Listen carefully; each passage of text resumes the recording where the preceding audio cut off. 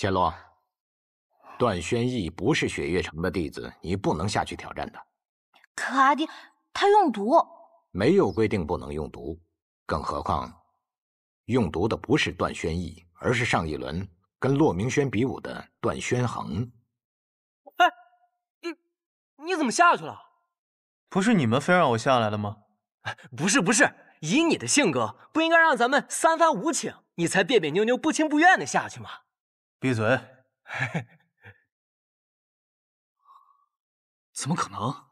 他怎么会上去啊？谁上去了？你是谁？雪落山庄萧瑟。你就是那个被枪签收为弟子的萧瑟。你说是就是吧。这摆明不是不合法。殿下，有一个问题，现在已经有答案了。是楚河上去了吧？是的，堂堂六皇子萧楚河，现在竟然在雪月城参加比武招亲。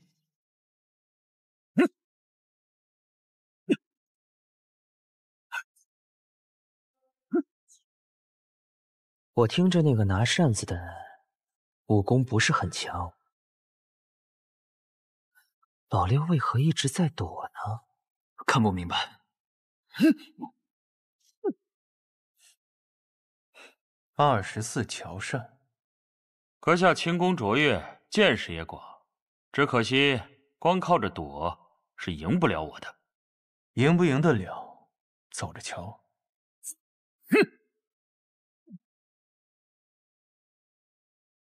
六皇子的踏云步比起当年更强了，但从他的身上我感受不到一丝内力的波动啊！难道老六的武功真的全被废了？哼！我已看穿你的步伐，10招之内，你必败无疑。那你就试试。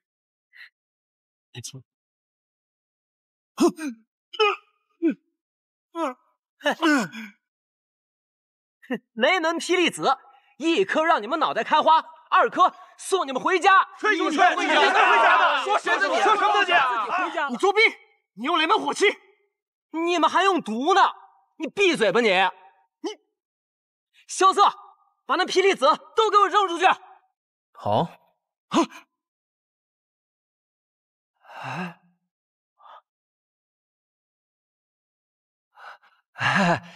我路上用的太狠，就这2颗了。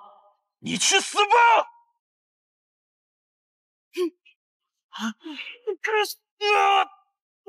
干得漂亮！好，这道阎王帖挥得果然漂亮。来，我和大师兄商量了一下，决定拿出我们各自的法宝，助你旗开得胜，拔得头筹。什么法宝？我的2粒霹雳子和大师兄的3道阎王帖，可值1000两银子呢。这3日呢，就由我和大师兄教你使用这火器和暗器。一个会着天下第一轻功的人，同时拥有着雷门的火器和唐门的暗器，你说谁能胜得过你？对。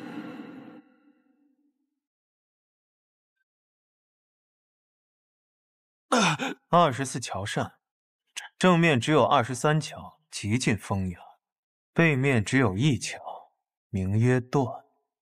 风雅以息，只谈生死，不够风雅。你究竟是谁？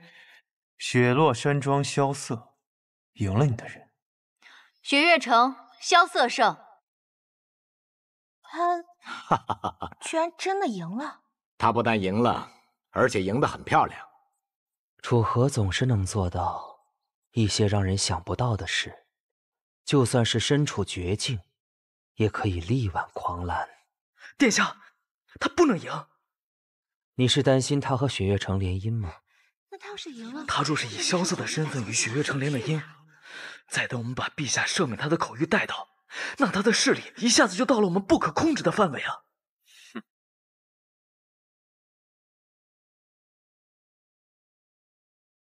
萧瑟，你刚刚表现得很出色。哟，想不到司空小姐还会夸奖我。殿下，皇子婚姻都得宗庙做主，岂容得他私下联姻？可他现在只是萧瑟，不是皇子。殿下，您只要先把口谕搬了，他就是萧楚河。我倒想知道，这场比武招亲的结果如何。师姐加油！师姐加油！师姐加油！萧瑟加油！师姐加油！虽然你赢了他们，但你还要胜过本小姐的枪。我认输了。这孩子完成了任务，就连再演一下都不可以了吗？藏明，楚河这个人还真是习惯了给人惊喜，也习惯了给人惊吓。萧瑟，这怎么回事啊？输了呗。不是，你这还没打，你怎么输了呀？你们给我的火气和暗器都用光了，我还能怎么打？师姐可能会让着你的嘛。哎，雷武杰，你别瞎说，谁会让着他呀？学成打假赛。说什么都这样，说什么打假赛呢？这怎么就打假赛了？这样，假什么假？你们这些手下败将，都给我闭嘴！真麻烦。比赛已经结束了，你们觉得怎么样就是怎么样，走了便是。拦住他们，让学成给个交代。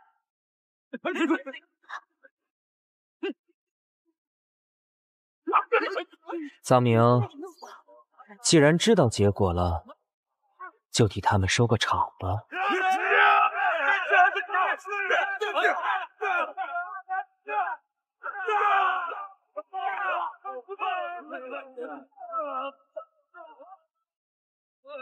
北离国白王殿下俯驾至此，尔等跪拜相迎。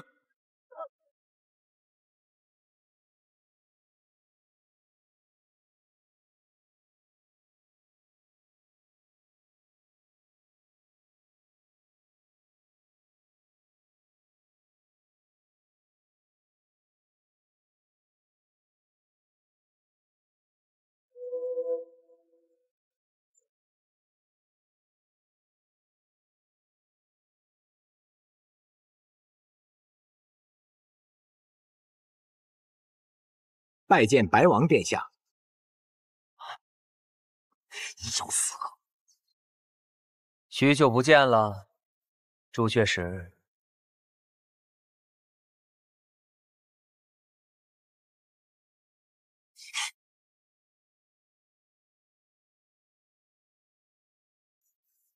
都怪你！你说你为什么不多打一下？你那么着急的下去，你是怕师姐主动投降，你不得不娶她呀？雷武杰，你再胡说八道，我就撕了你的嘴！谁会想先投降？谁会想嫁给这个家伙？千洛，这一次萧瑟的确出了不少力，若没他的话，今日怕是很难收场。还有那个骆明轩师弟，等他伤好以后，你也去看看他。他若不是被人暗算，也能替你打赢那个段玄衡。萧瑟，多谢了。不客气。我司空千洛欠了别人的一定会还。要是萧瑟你哪天需要我拼命，我一定义不容辞，把这次的恩情给还了。不必了。萧瑟，平时不是挺热心肠的吗？你怎么整天摆着个臭脸啊？谁热心肠？你啊！哎，我跟你们说，我今天都没叫他上去，他自己一下冲就上去了。真的？千真万确。我那是因为那个姓段的小子太讨人厌了，我单纯看不惯他而已。那也行，总之吧，今天我雷无杰认可你了。我要你认可？啊，好了好了，不说这些了。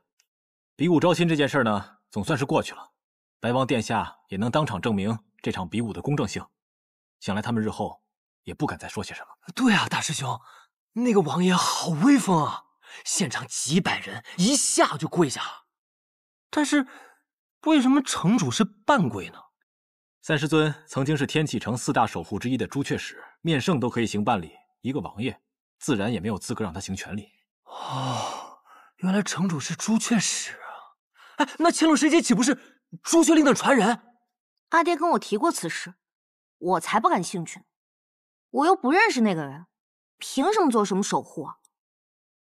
对了，我阿爹可以半跪，萧瑟，你为什么不跪啊？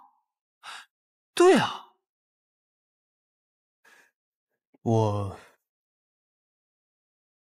腿脚不太好。这师兄，你看他又在那胡诌。我祖上有些荣印，可以面圣不跪。你看这个答案可以吗？真的？看你平时抠抠搜搜，还是世家出身呢。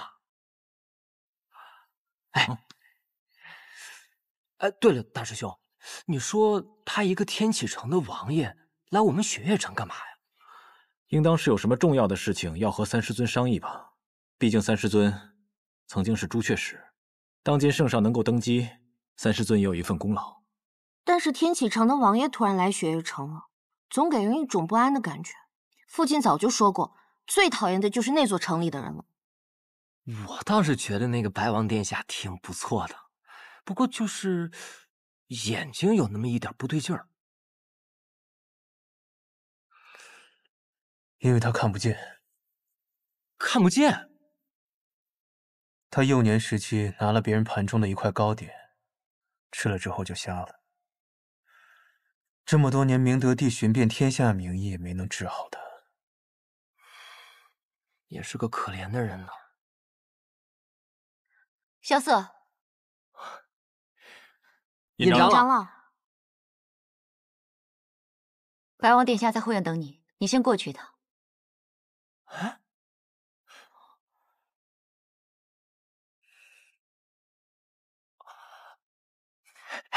尹长老，那个白王殿下找萧瑟干嘛呀？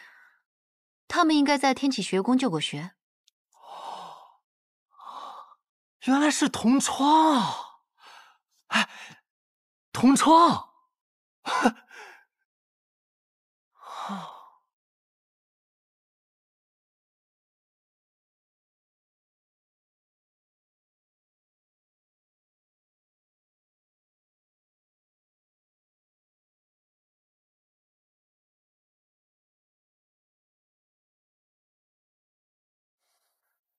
我是个瞎子，我看不到你，而你却能看到我。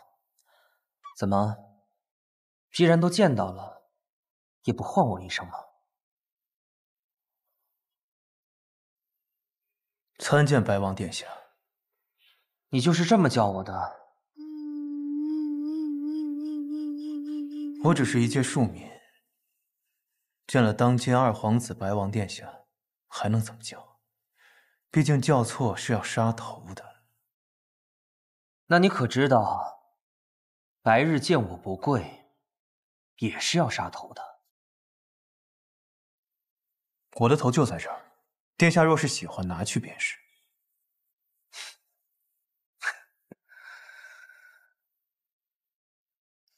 你说话不像从前那般锋锐了，就是有些有气无力的。不过你耍赖的样子，还是像从前一样。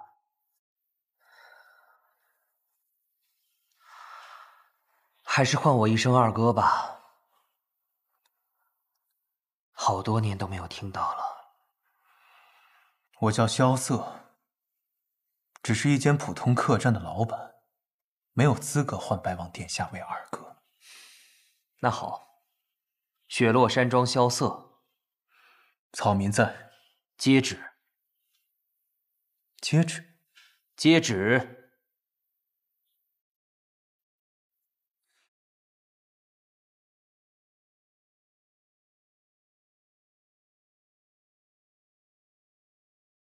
奉圣上口谕，赦免六皇子萧楚河过去一切罪错，恢复皇子身份，承袭永安王爵位，赏黄金10000两，珠宝100箱，即刻速回天启城复命。还不谢恩？我拒绝这道口谕。你敢不接？我就是不接。为何不接？赦免六皇子过往一切罪错。我的过往何错之有？虽然看不见，但我也能猜到此刻你的神情。既然殿下猜到了，那就还请殿下将这道口谕带回去。听完口谕，你还是不肯唤我一声二哥。看来你是真的不打算回去了。殿下难道希望我回去吗？当年我一冲而去，有一人提剑而来，正是怒剑仙爷战天，当世5大高手之一。据我所知，他也是殿下的授业恩师。不管你信不信，并不是我派他前去的。并不是你派去的，那他去前你是否知道呢？是否知道又假装不知道呢？所以你认为你的伤是战天师傅造成的？就算最后一剑不是他出的，倘若他不在，很多事情都不会被改变。罢了，很多事情还是回天启城再说吧。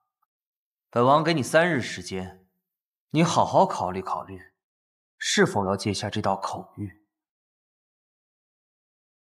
同我回家。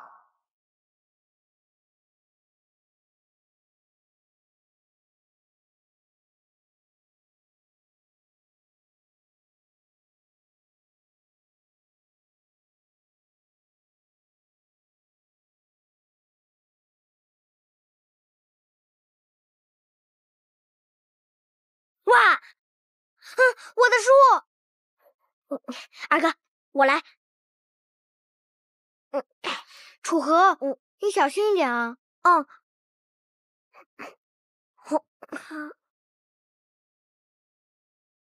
二哥，你就别看书了，你看书都湿了，你就陪我玩一会儿吧。楚河，你天天被学堂老师骂也就罢了，还想害得我也被骂？二哥，其实啊，这书的内容我早就会背了，只不过是气那老头罢了。别吃！你看你那手脏的，回去洗干净了再来吃。听二哥的。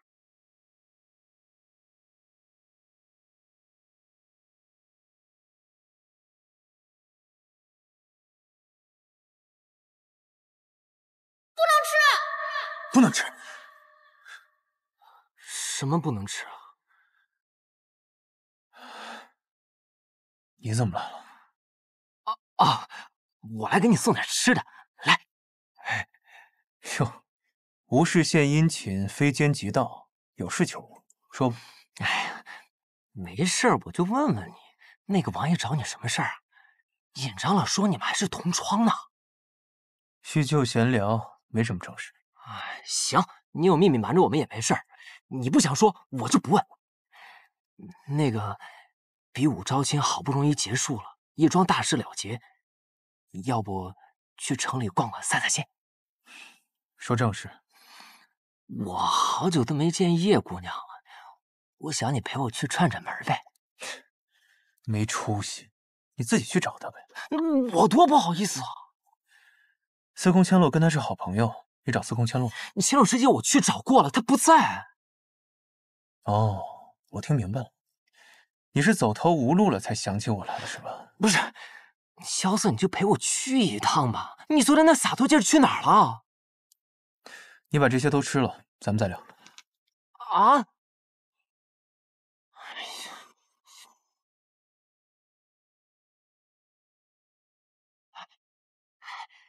萧瑟。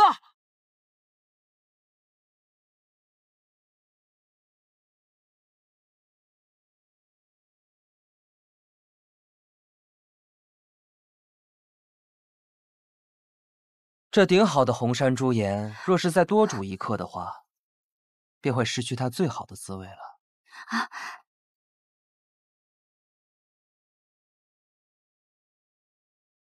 参见殿下。我和藏明在城中闲逛，忽然闻到了这股茶香。我还在想，这雪月城中，谁还会喜欢喝我们天启城中的茶？却没想到还是若依姑娘。许久没有见过家乡了，便想寻一下家乡的味道。殿下见笑了。不准备请我喝一杯吗？殿下请坐。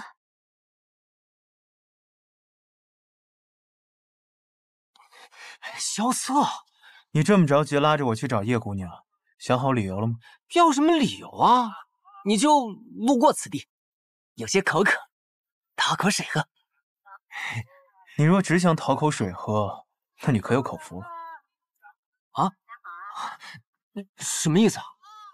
上好的红山朱颜，配上苍山上化开的雪水来烹煮，这味道……哎呀，听不懂，听不懂。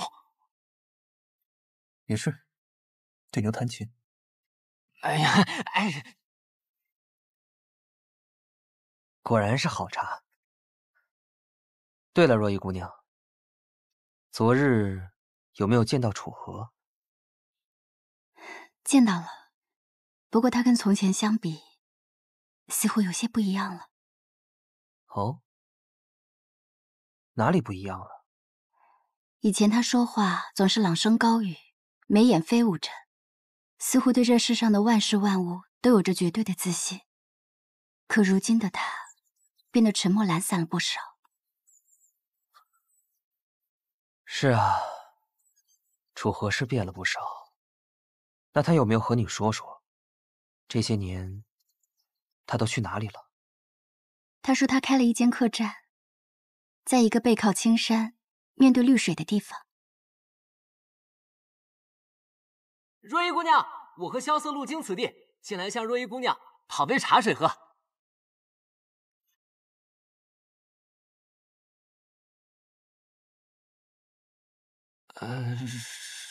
若依姑娘，打扰了。小兄弟，不必客气，坐吧。哎，敢问这位小兄弟尊姓大名？哦，在下是江南霹雳堂的弟子，刚拜入雪月剑仙门下。原来是雷门弟子啊！你干脆把你生辰八字也报出来算了。你也来了？路过，陪这位小兄弟讨杯茶。啊，有的有的，只不过我这煮茶的手艺有些生疏，怕不是浪费了这上好的红山朱颜。我不怕糟蹋，反正我也喝不出来。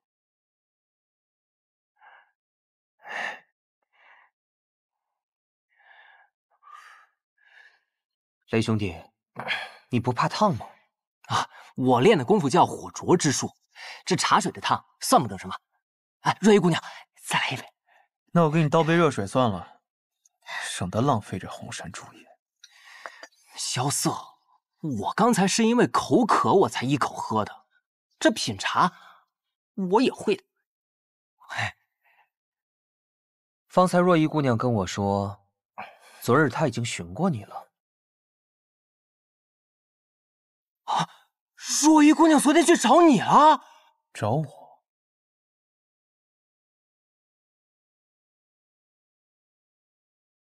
哦，昨天若依姑娘也路过我的小院，也进来喝了杯茶，顺便问了一些我关于天启的事。那便好。若依姑娘一个人在雪月城，作为天启城的亲人，就应该多关照关照。阿爹，啊，阿爹，千洛，找我来，坐坐坐。萧瑟这次帮了你那么大的忙，有没有谢过人家？谢过了，谢过了。你女儿我这点礼节还不懂呀？是我的乖女儿。哎，千洛，你说萧瑟这臭小子平时处处跟你作对，可是这次你比武招亲呢？你看他忙上忙下的，给你帮了那么多的忙，我怀疑他是不是有什么企图啊？哎，你觉得萧瑟这小子怎么样啊？什么怎么样？哎，脸红了，脸红了，脸红了！阿爹，你想什么呢？哎呦，千洛，我是你阿爹，心里怎么想的，跟阿爹说好不好？啊？哎呀，哎，好精致的令牌啊！爹，你从哪儿来的？是不是要送给我的呀？送给你，当然可以了。不过你一旦拿起这块令牌，你可要承担很重很重的责任了。什么责任啊？说起来话长啊。若依姑娘，本王所托之事，还请多费心。啊，若依记下了。那本王就不打扰各位叙旧了，告辞。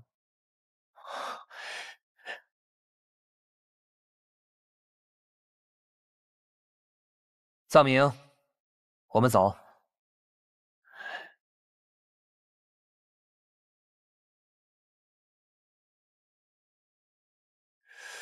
萧瑟，那白王的部下好像不太喜欢你啊。谁知道呢？可能我们合不来吧。你喝完了吗？喝完咱们就走。啊，不妨多坐一会儿吧。对嘛，若依姑娘都邀请了，咱们就多坐一会儿吧。对了，我昨日去药房取药，听到他们在讨论登阁的事情，不如你们给我讲讲。说起这登天阁呀，我一人直冲16层问见雪月剑仙的故事，那还真是有趣的很啊。只见那13层守阁者骆明轩，他不和我比武艺，他要和我来一个赌局。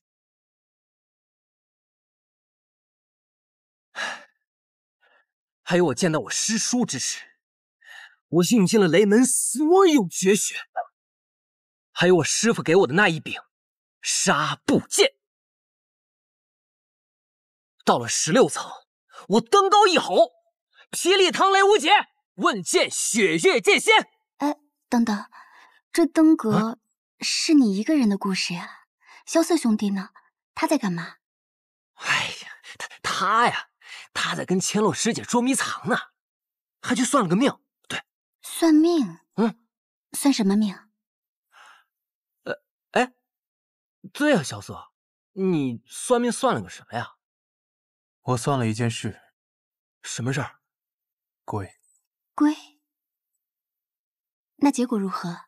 没有结果，因为算到一半，我后悔了。既然你都去算了，为什么不问结果？因为后来我发现，我要算的这件事，我一直都不在乎。那你在乎什么？他肯定是在乎钱啊！那望城山的掌教弟子算一卦得多贵啊！你说的对。啊，还真是因为钱啊！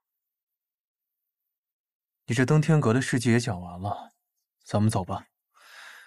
真是3句不离走。行吧，行吧，若依姑娘，那我们就改日再来看你了。日来也无妨的，我这院子里冷清，你们来了还能陪我说说话。行，那我明日就来。不，明早就来。走了。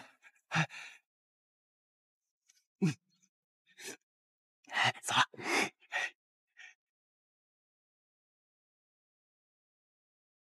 龟。当年北离朝中皇子争斗，整个天启城无比混乱。琅琊王召集了4名绝世高手，组成了天启4守护，誓要重安天下。阿爹我便是其中的朱雀使，最终我们成功了。我明白了，就是说当年阿爹你拿到这块令牌时，就承担起守护天启的重任。而如今天启安稳了，王朝也换代了，所有的守护使也要找新的传人，而这个新的传人将要守护的，就是6皇子萧楚河。千洛，你能够承担起这份责任吗？我的女儿就是聪明，3言2语就听得明明白白。那我现在就决定，这块牌，我拒绝。我记得从我出生的时候，阿爹就没去过天启城吧？没有。那自然你也不知道萧楚河了。可那萧楚河是琅琊王所看重的，他……我不管他看中的人是谁，我司空千落若要守护，只会守护我自己看中的人。你，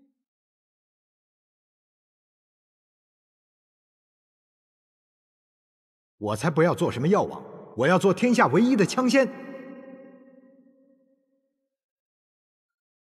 唉，阿爹，我记得有一位大师跟我说过一句话。少年人要有自己的江湖。这块令牌，千落不能拿。阿爹，对不起。你不喜欢，阿爹还舍不得给呢，真是的。来，咱们不聊令牌的问题啊，咱们说说那个萧楚河。哎，刚才说到哪儿了？那个萧楚……嗨，你刚才不是说要找一个值得认可的人去守护他吗？你觉得萧瑟你认可吗？认可和守护，感觉我和他还用不上这么重的词儿。你这丫头啊，就是嘴硬。好了，现在就去找萧瑟，把欠人家的恩情给人家补上。阿爹。和若依姑娘认识那么久，第一次说这么多话。如剑仙送你那本《晚来雪》，看得怎么样了？那本书不好看，我看几行字我就困了，没意思，不爱看那本书。那你喜欢看什么样的书？那自然是豪侠闯江湖，英雄战沙场。就比如吧，那白羽剑仙一人一剑闯天启的故事，看多少遍都不会腻啊。白羽剑仙闯天启城的故事。萧瑟，怎么每次提到天启城，你神色都怪怪的？我没记错的话，你家乡是在天启吧？我没有家乡，你记错了。哪有人没有家乡的？难道你是从石头缝里蹦出来的？那你觉得什么是家乡？那还用说吗？家乡自然是，不管你走了多远，走了多久，无论如何都注定要回去的地方。哎，好，上面注定要回去的地方。你说的对，我的家乡就是天启城，那是一个我终究要回去的地方。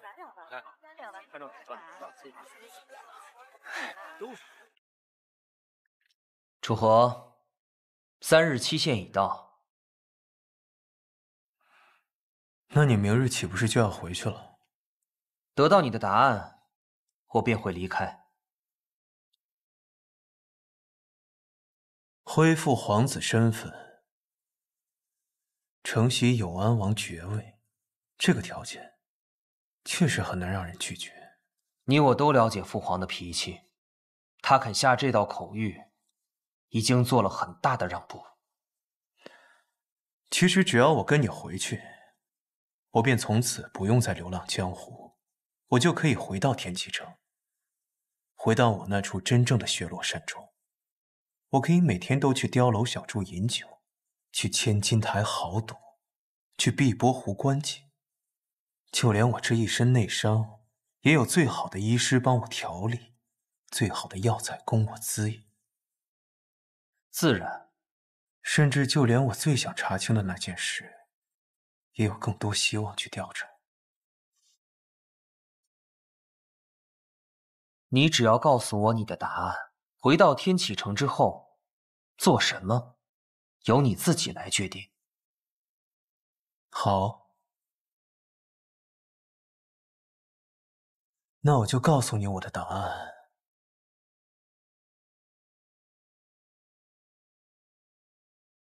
我萧瑟拒绝这道口谕。为什么？你刚才已经说了那么多值得回去的理由，却仍旧拒绝了。因为我一旦跟你回去，便等同于认同了我过往所做皆是罪错。既然我过往所做都是罪错，那便相当于这世上唯一能为琅琊王叔平反之人也认错了。你知道这意味着什么？琅琊王谋逆一案，御史台早已结案，琅琊王也已伏诛。这意味着琅琊王叔一生清白，留在这世上最后的一丝希望也将荡然无存。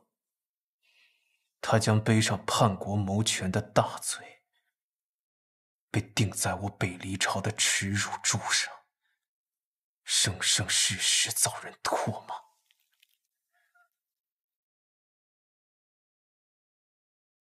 你一人坚持，有何意义呀？有我萧瑟坚守，那至少这世上还有人为其反抗。这样，琅琊王叔当年不惧生死，拼杀于战场，救黎明苍生于水火的壮举，就还有意义。没错，就我一人，那又如何？除非我死，我这辈子都不认错。抗旨不遵乃是死罪。那你敢杀我吗？你若是敢，现在就动手吧。你若是不敢，就回去找你的父皇，请一道取我首级的圣旨来。殿下，带他走。是。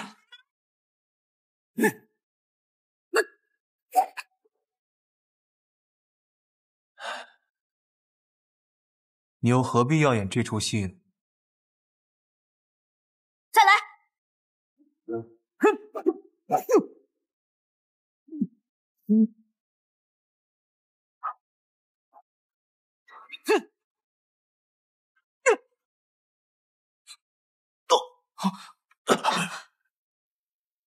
萧瑟，走。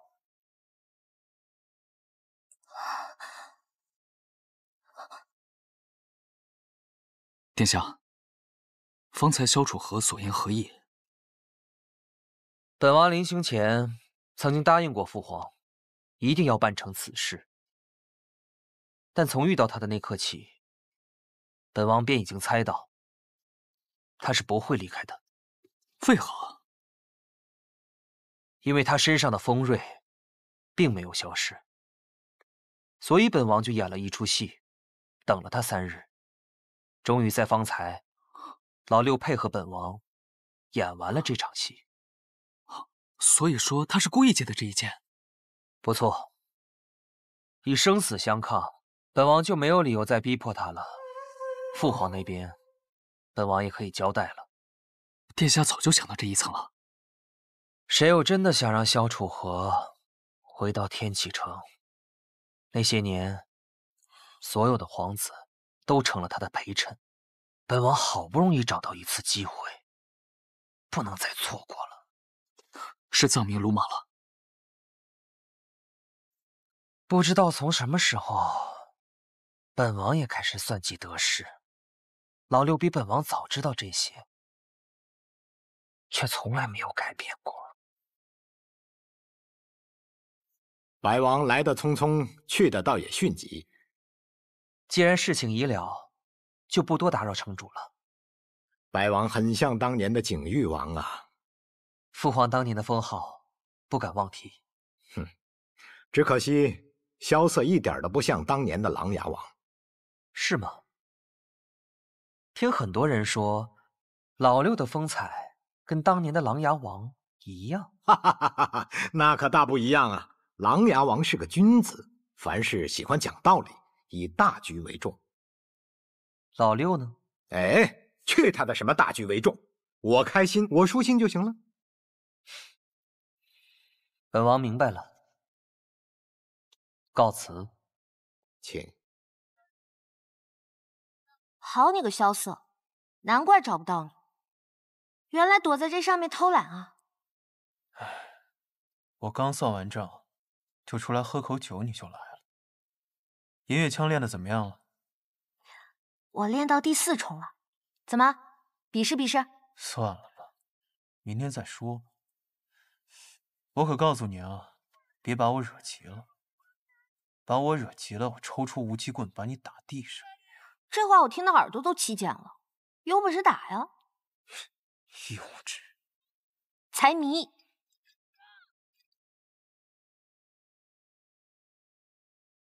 你去过天启吗？帝都天启？没去过。比起我们雪月城如何？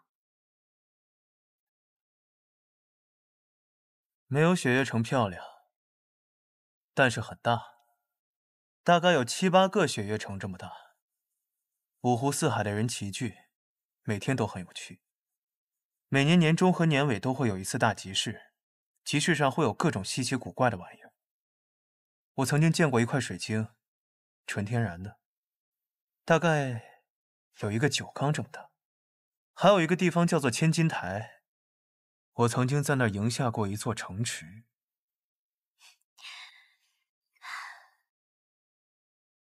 有机会带我去天启好不好？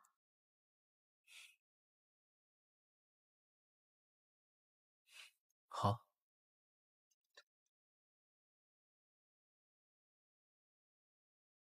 啊，自己看。带什么路？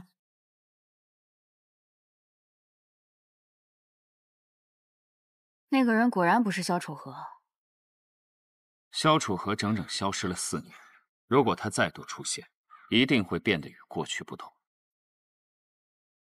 你见过他？曾经在天启城远远见过他一次，那一次得到了杀死他的命令。不过有人抢先动了手。这么多年，我一直以为他死了。这件事情大家长知道吗？大家长知不知道并不重要，萧楚河是真是假也并不重要。暗河只需一个契机，踏入那座天启城。是啊，我们在黑暗当中待的实在是太久了。你现在要去杀那2个年轻人吗？以你的实力，有些大动干戈啊。我会连夜南下去拦住一个人，这个人似乎也要赶往北门，他会是这次行动的一个变数。什么样的人能让你这般如临大敌？雪月剑仙李寒一。你们什么人？为什么要拦住我们的去路？柳姐，这次遇到的人跟以前的不一样，你要清楚一件事，他们是真的来杀人的。那他们到底是谁？暗河。暗河？就是那个占据了杀手榜前8席次的杀手组织吗？没错，我姓苏，苏家苏昌黎。自报家门的杀手还是头一次见。告诉你们名字，是因为你们很快就要死了。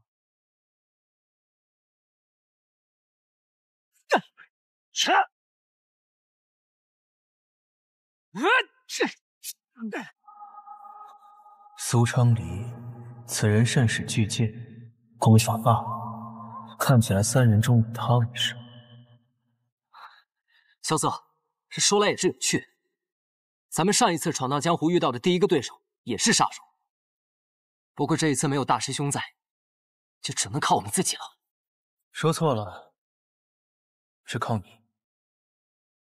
喂，萧瑟！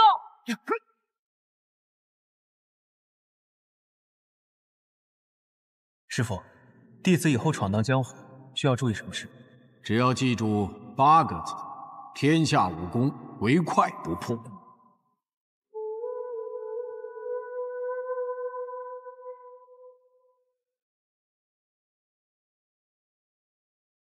可若是再快也打不过，那该怎么办？那你就记住4个字：打不过，跑。师傅，你还真是神机妙算啊！可就算这踏云步不耗内力，也极耗体力，这下麻烦了。原本计划着引开这几个人，给莲雾界机会击败对手再会合，可看目前这情形，我已经快跑不动了，而莲雾界那边也还被困着。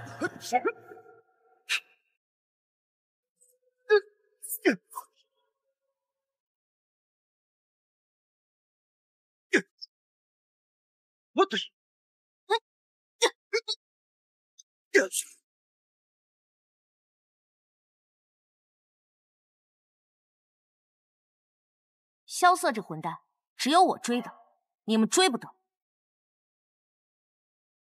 小心那2个。哼，你打不过这2个小贼也就算了，以为我也这般不济吗？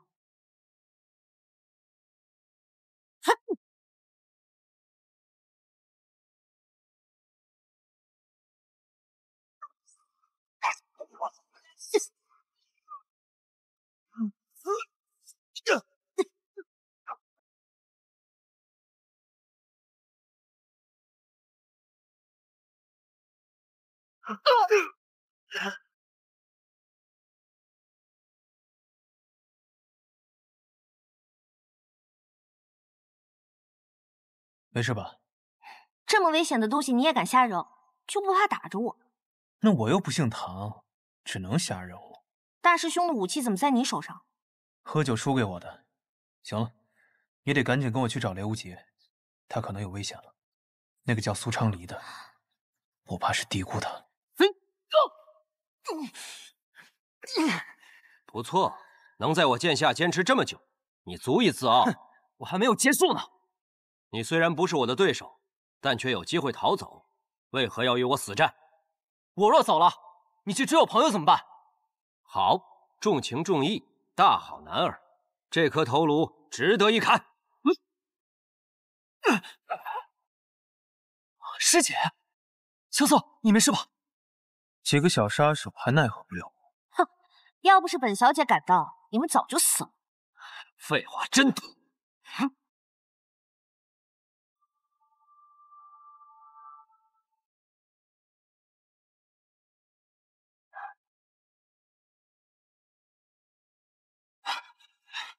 歇会儿，歇会儿，歇会儿。咱们刚才是不是就快死在那儿了？没错。你们不是有20尊守着吗？那得问这个傻子，干嘛非要绕这么大一个圈子，去什么望城山？师姐，你是怎么找到我们的呀？总不能说他们出城之后我一直跟着呀。看我找到20尊，不告上一状，他就揍你们一顿。走吧。师姐。好香啊！哎，找我，慢走啊！快点！这个灯好漂亮呀！哪一个吧？挑一个。这边人。丢了！我们被那个拿着大剑的家伙阴魂不散的追了好几天，现在好不容易把他甩掉了，你告诉我钱丢了？那苏昌黎的剑那么大，那我打斗的时候被打丢了，这也不能怪我呀！少废话！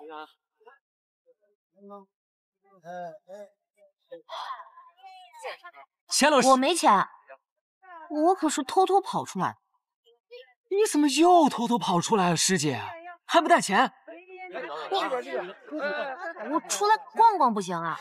你出来逛，你也要带钱呢。而且怎么逛就逛到萧瑟边上去了？前几日的时候，臭小子，把你这2把破剑先拿去当。那怎么成啊？我要是现在把这2把剑当了，我们出了这个城门就会被苏昌黎给砍了。那就算侥幸逃脱，我也会被我师傅跟我姐给砍。那你说怎么办？现在不被那个苏昌黎给砍死，也得饿死在这九霄城。你们俩在这等我，我去想办法。你能有什么办法？这好。哇，好多人啊！看着街上的花灯那边。臭小子，跑哪去了？夜景太美了。姐姐，姐姐，你这么好看，叫你相公给你买朵花吧。一会儿我们也放一个。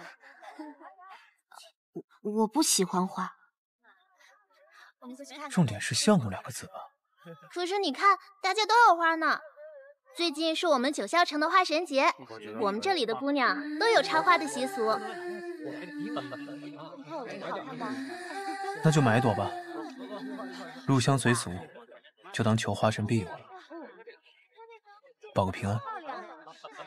买一个吧。我给花落一缠绵。是花学姐的烟花。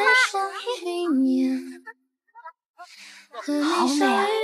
那天也是同样的季节，所有悲欢离合一翻阅，看尽繁华始终如初见，从此策马江湖梦不复原。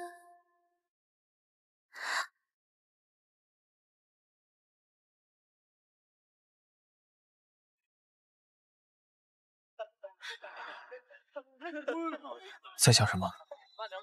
想起小时候，每年元宵节我都会去烟火大会。我小时候矮，总被人挡着，我二爹就把我放在肩膀上。你呢？你在想什么？我在想，雷门的人要是知道自己的火气被这么用，一定会被气死。啊！我要表演了！我要表演！我要表演了！乡亲父老们过来看看啊！过来看看！我要表演了！好，好，再来一个！好，大家有钱的捧个钱场，没钱的捧个人场。谢谢，谢谢，谢谢，谢谢啊！谢谢。雷门不幸啊！走，小队，多谢啊！哇，铜钱的味道。你个臭小子！哎，小四，咱们现在死不了啊？是吗？啊！你再这么张扬下去，这百里之外的人就会知道，这儿有一个傻乎乎的雷门弟子用霹雳子放烟花，到时候不死也得死。哎，你先不说这些死不死的，咱们先去吃的好的。哥哥，刚刚我看烟花入迷，你还没付钱呢。哟，肖老板，抠门的肖老板居然给千乐师姐买了束花。少废话，付钱。行，来，谢谢哥哥。去吧。走，带你们去吃顿好的。走吧。3碗阳春面。啊，多谢，客官慢用。这路途遥远，就只有这几个钱了，咱们能省一点是一点。你这话有点萧瑟的意思了。小左，这面还得是你雪落山庄的好吃一些。那是自然，我开的客栈，就连厨子也是方圆百里最好。又在吹牛。怎么是吹牛呢？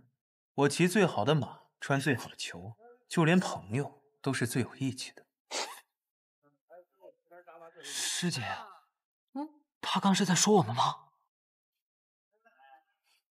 大概是吧。萧瑟，我太感动了，我还是第一次从你嘴里听到朋友这2个字呢。那他之前都怎么叫你的？小笨货，不对，小憨货。我有你说的那么不讲情面吗？再说，我是你朋友，可你欠我钱，这本来就是2回事。那这碗阳春面500两，我让你吃了。行，500两就500两，我又不是付不起这钱，就当是你那天在望城山下的救命之恩了。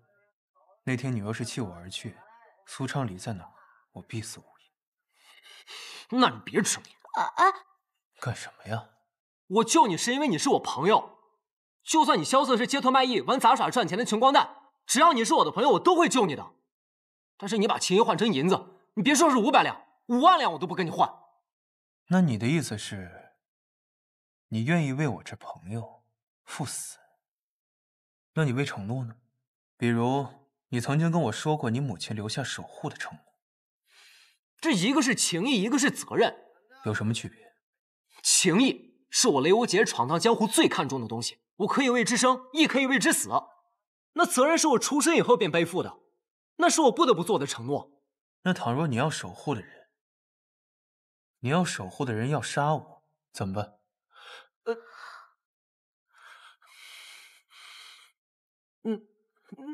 那便说明我母亲他们错了，那人不值得我守护，我带你跑就行了。那再如果你要守护的人就是……哎呦，我的雷师弟，怎么这段话还把你自己感动哭了呢？这我没哭啊。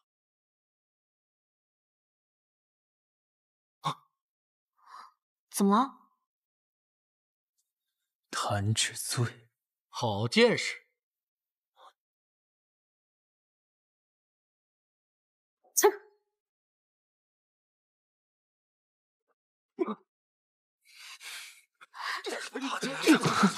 怎么回事？小嫂，我们中毒了。接着。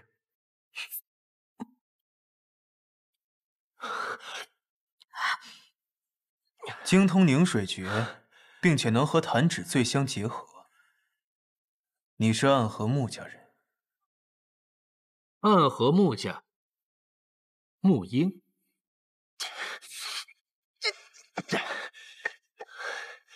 你们这帮人怎么总是阴魂不散？你刚刚服下的是蓬莱丹吧？这种奇药确实能对抗我的弹指醉，可他二人已经中毒了，再服下这丹药也已经来不及了。闭嘴！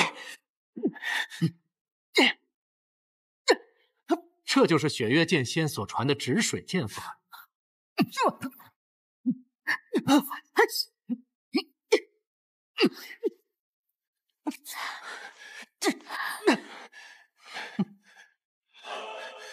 手上内力。雷无节，千落，不要妄用真气。束手就擒，我可以让你们死的不那么痛苦。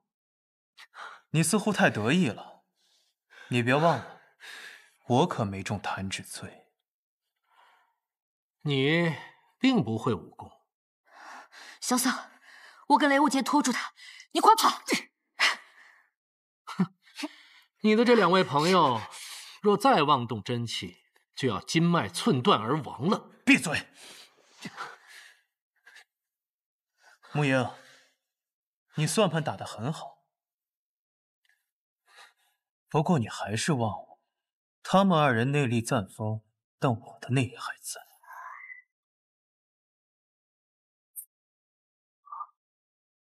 小嫂，这是……我隐脉受损，不能运用内力。这是如剑仙送我的无名书中武术的流转之阵，我把内力借给你们。你有这么厉害的武功，怎么不早用啊？想得美！你们内力暂丰，我才能成功。不过我的内力，你们用不了多久便会耗尽，要速战速决。萧瑟他们有新的消息吗？没有相关的消息。雷家没有书信传来吗？没有。我曾听唐师兄说，当初雷无节来雪月城的时候，1个月的路程，他们生生走了3个月。这样算来，但愿是我多虑了吧。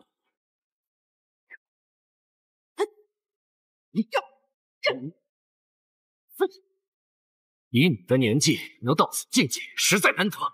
只是杀你这般可惜之人，才真是惭愧呀！我可不怕水，火灼之术第8种，千火镜。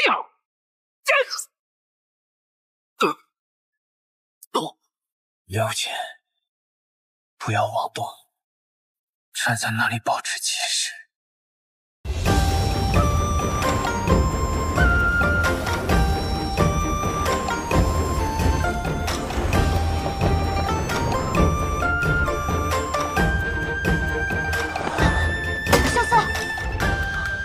萧瑟，没事吧？萧瑟，萧瑟，萧瑟，离开这儿。香港师姐，咱们这样跑下去也不是个办法呀。这附近就没有雪月城的盟友前来助阵吗？我自幼就很少离开雪月城，和江湖上的人也没打过什么交道。莫说是寻盟友了，我连雪月城有些什么盟友都不知道。那怎么办呢？有了！啊！阿爹临走前给了我样东西，有了它，这附近的盟友自会前来相助。这什么呀？一支穿云箭，千军万马来相见。哦，我明白了，这是雪月城的求救信号。只是这烟火可见不过100里，这附近真有雪月城的盟友吗？白痴！哎，你这刚醒你就骂人，你才白痴呢！你不许骂他。跑！什么？快跑！夏洛师姐，她说快跑，什么意思啊？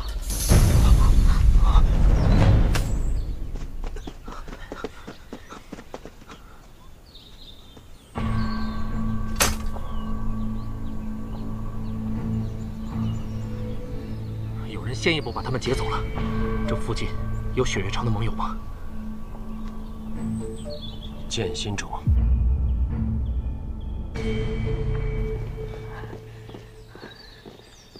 行了，到这儿就可以放心了。剑心种外设有奇门阵法，寻常人根本进不来。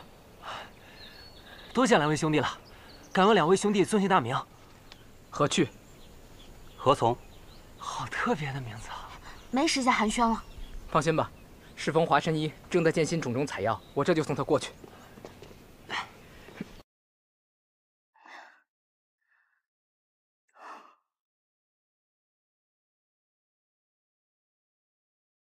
外表没有一点伤，但脉象就可以乱成这样，还真是罕见。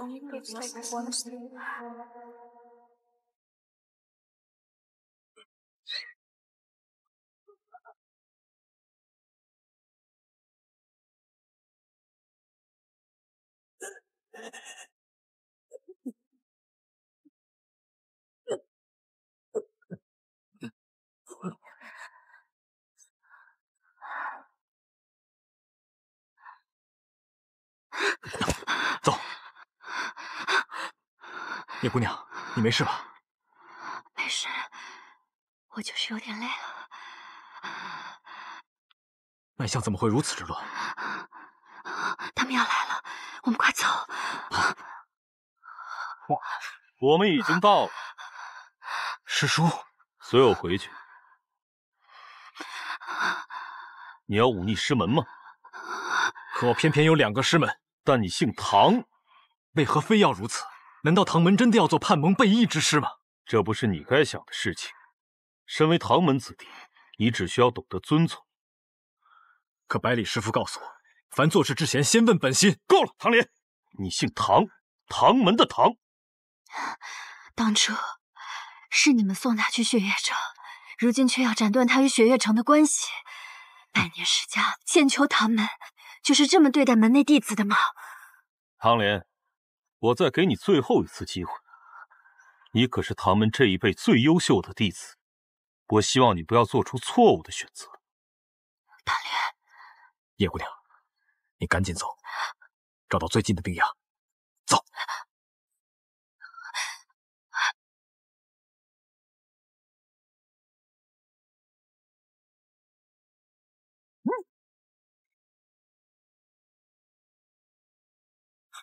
叶姑娘，小心！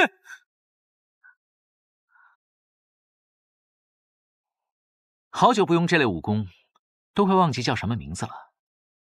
自在心中神功。对，就是这个名字。叶安石，在天外天我叫叶安石，如今再回中原，还是叫我吴心吧。多谢大舅。我当是谁呀？上回放你回到天外天，这次你竟然还敢跑回中原？放我回，就凭你？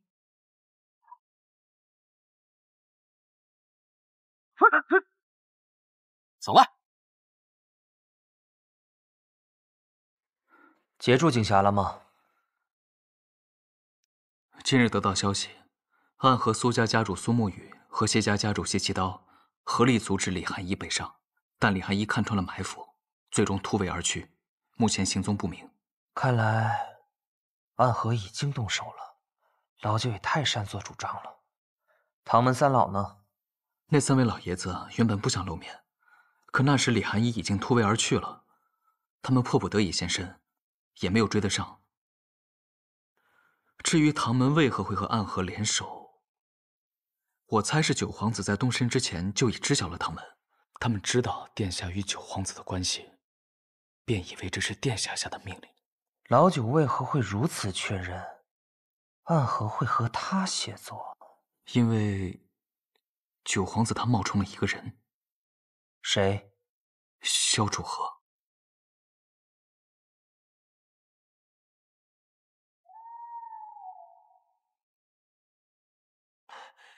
外公，我来了。你来啦？外公要给我一把什么剑？当然是世上最好的剑之一啦。最好的剑之一？莫不是在剑谱之中？来，你看看这两边的剑谱，10大名剑，乃是当今世上最好的剑。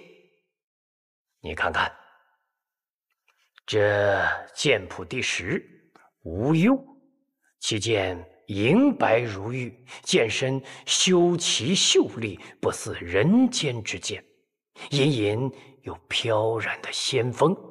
现传人不知。这剑谱第9，霜雪，其剑乃是雌雄双剑，秋之霜，冬之雪，单剑平凡，可是双剑合璧，却有神威。现传人不知。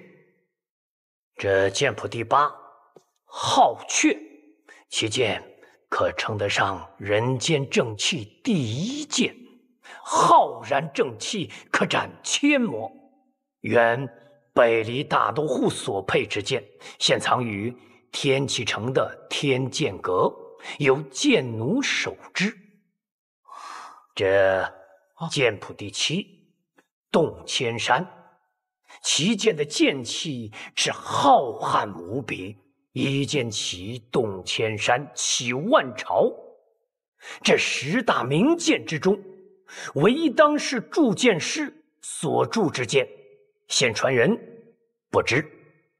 这剑谱第6，青霄，其剑乃是望城山的镇山之宝，历任掌门所佩之剑，现传人为望城山掌教赵玉珍，位列5大剑仙之玄剑仙。你再来看看这边，这剑谱第5，破军，其剑钝而厚重，非天生神力不能无，称王霸之剑，现为怒剑仙严战天佩剑。剑谱第4，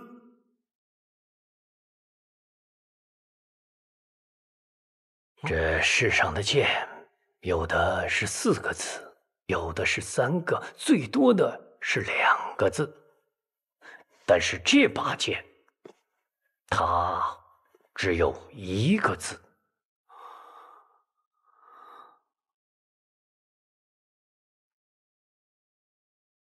心。对，这剑谱第4，心，唯一一把以单字命名的剑。这剑可通灵啊！它与剑主心意相同，剑意纯粹，可断凡剑剑意。其剑为剑心中历任传人所佩之剑，现传给雷无节。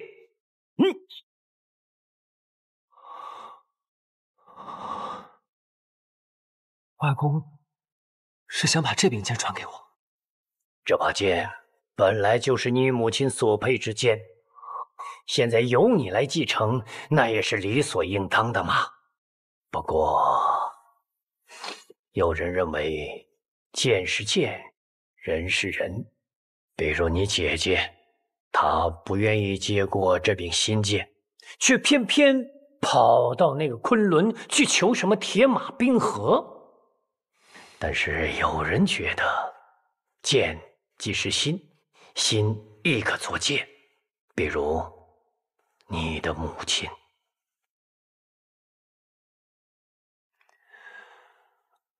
外公能给我讲讲我母亲的事吗？你母亲是一个非常好的人呐，她善良聪明，性格温柔，又是天下难得一遇的奇才呀。哼，若不是遇到那个天杀的雷梦莎，她定会是剑种的传人的。母亲是怎么认识父亲的呀？这个雷梦莎与他的那个好兄弟百里东军到我这剑心冢来造访，不好好的待在剑阁里，却非要偏跑到那剑心崖。你跑到剑心崖也就算了，可他偏要与新月比武。你比武也就算了，可他偏却赢了。你赢了也就算了，可他偏……外公，我怎么听出了一股吃醋的语气呢？从那以后啊，你母亲新月天天吵着要和这个雷梦莎去闯荡江湖。我就想啊，这闯就闯吧，这年纪轻轻的，总不能一辈子窝在这山谷里吧？更何况这雷梦莎也是一表人才，又是世家子弟，于是我就答应了。哎呀，这些年啊，我真是后悔呀！我就问我自己，我为什么要答应呢？我就应该把他给留下来。哎，小子，你说说，如果当初我要是留下来的话，那是不是跟今天就不一样了？是，那就可能没有我了。你这个臭小子啊，你的性格怎么跟你父亲是一模一样啊？一副子没心没肺的样子。外公，你不是还有我和我姐吗？我们会经常来看您的。看我可以，打我剑的主意不行。外公，你自己说要把新剑传给我的，你可不能后悔了。哈哈，你个傻小子啊！这把剑可不是一般的剑呐，就算我要送你，那也得看它应不应你呀。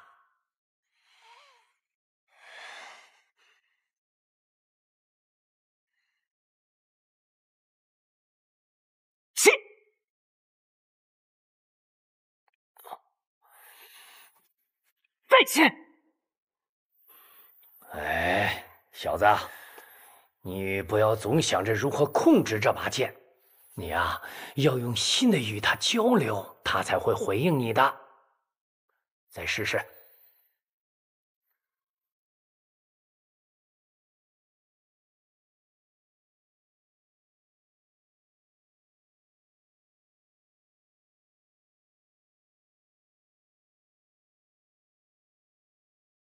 小杰，好久不见了。阿娘，真的是你吗？阿娘，我只是你心里的想象，是心剑与你产生了共鸣，幻化出了我的样子。阿娘，我真的好想你，阿娘。我和姐姐还有外公都已经重逢了，若是你和阿爹还在的话，我们就可以像小时候那样一起生活了。傻孩子，没关系。只要你心里一直想着我们一家人就永远在一起。对了，阿娘，我现在已经是青龙守护了，可是我不知道作为一个真正的守护到底应该做点什么。在我回答你之前，你先告诉我，你为何执剑？因为我有想保护的人。对于守护来说，执剑的意义就是守护想要守护的人。想要守护的人，守护想要守护的人，守护想要守护的人，守护想要守护的人。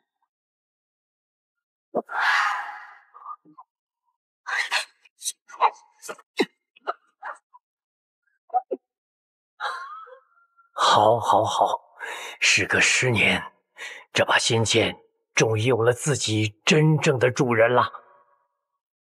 守护想要守护的人，阿娘，放心吧，孩儿定不负使命。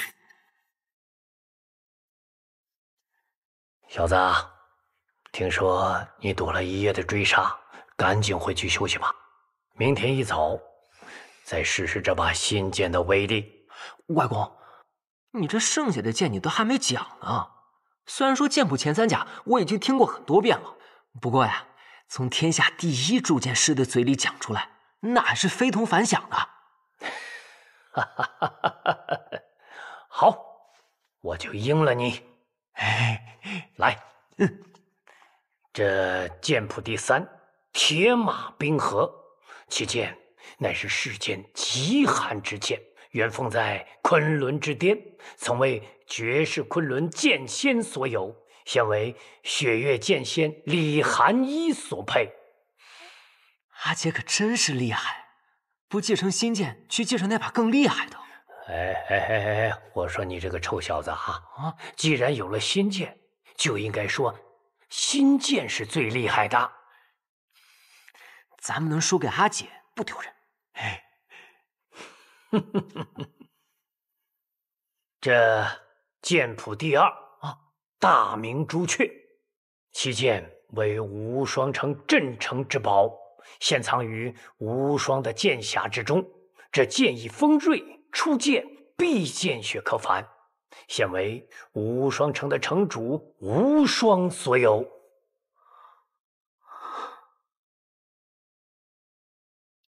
也不知道无双什么时候才能拔出这把剑。能拔出大明朱雀的，就证明他已经是剑仙了。那就只剩下最后这一……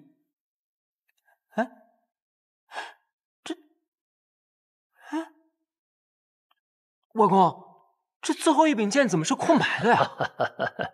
我告诉你，这剑谱第1天斩，天下第一剑，天道之剑，非天命之人所不能持。现供于钦天监，有国师齐天辰守之。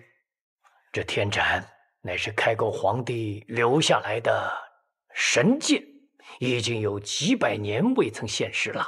我虽然是剑心中的种主，我也没有见过此剑，自然也就画不出来呀。这几百年都不现世，他不会都锈了吧？不会的，不会的。像本朝的开国皇帝那般的天命之人，又岂能是那么容易便出现的？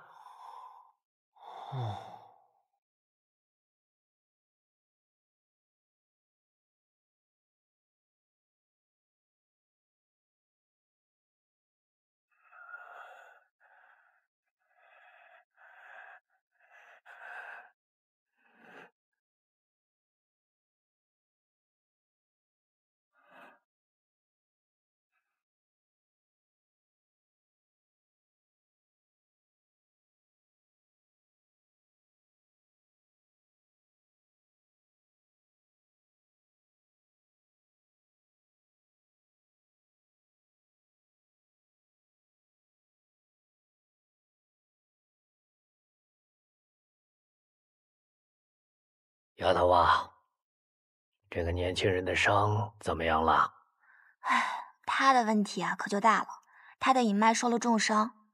世人皆知显脉乃是指奇经八脉和12经长脉，还有15络脉。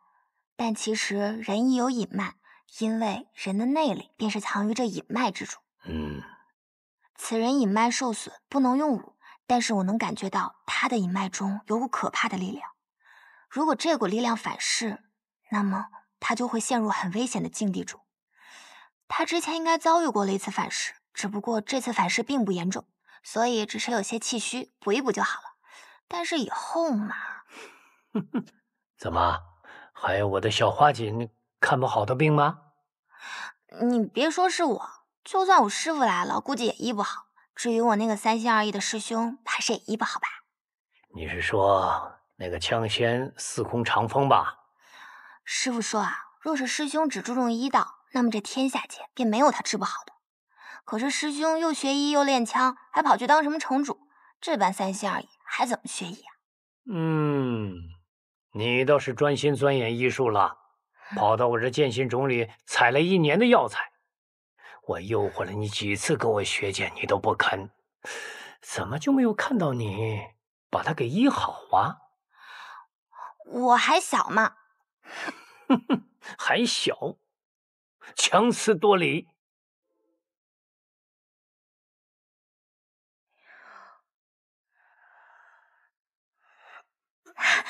你醒了？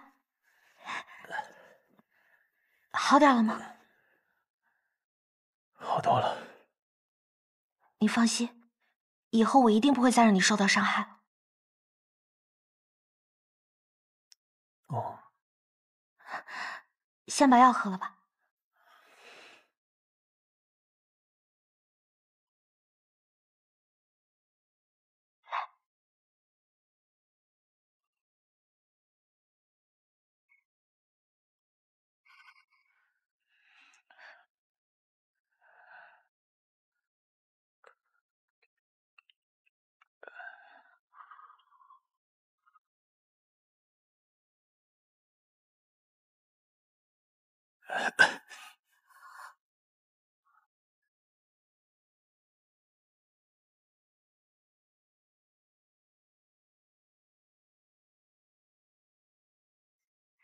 3日过去了，你终于能下床了。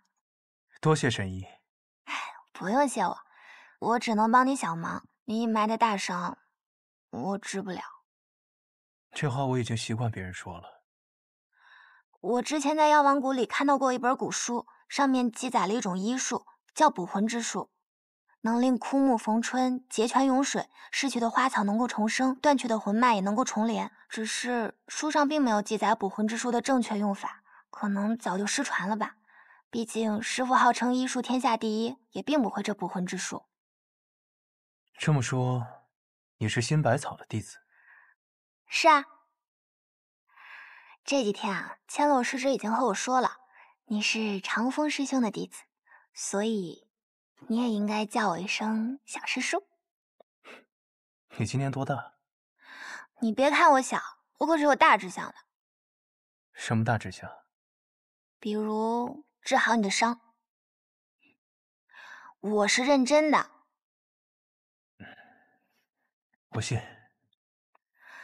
对了，他们说你那天通过什么流转之阵将内力借给了他们，是一本什么书啊？能给我看看吗？可以。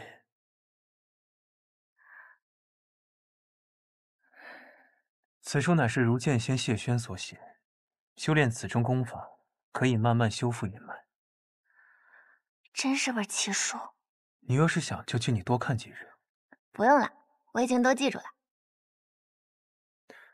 想不到小神医竟还是过目不忘的天才。但是你那个姓雷的小兄弟可不能再等了，他每天着急想要出种去那雷家堡，还说如果去晚了就要被姐姐一剑给杀了。什么姐姐啊，这么凶？天下前5的剑仙，你说凶不凶？不过他既然这么着急，那我得去拜访一下李种种。萧瑟见过李种种。你的身体好些了吗？好多了，多谢种种相助。哎，这都是华锦的功劳，老朽也没做什么。只是没有想到我能够再次与你相见呐。对了，你对暗河的追杀有什么想法吗？暗河向来是不死不休，如果是专程为了杀我们，那应该派出更强力的杀手才对。怎么，苏昌黎还不够强吗？我们之中最有可能是目标的人就是我。若是请东暗河为求稳妥，应该请出纸伞鬼苏沐雨这样的高手。所以我估计，这里面应该是另有阴谋，或许跟我们此行的目的地有关。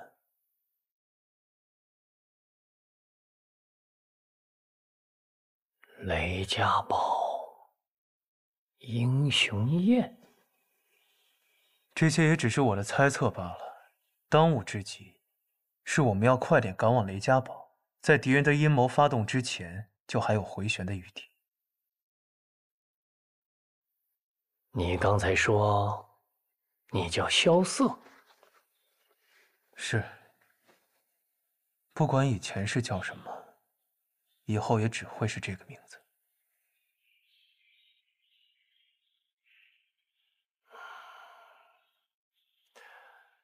暗河的那些人惧怕我剑心冢不敢硬闯，但也未必会离开呀。今天晚上我就去击退他们，明天一早你们就走吧。怎敢劳烦种主亲自动手？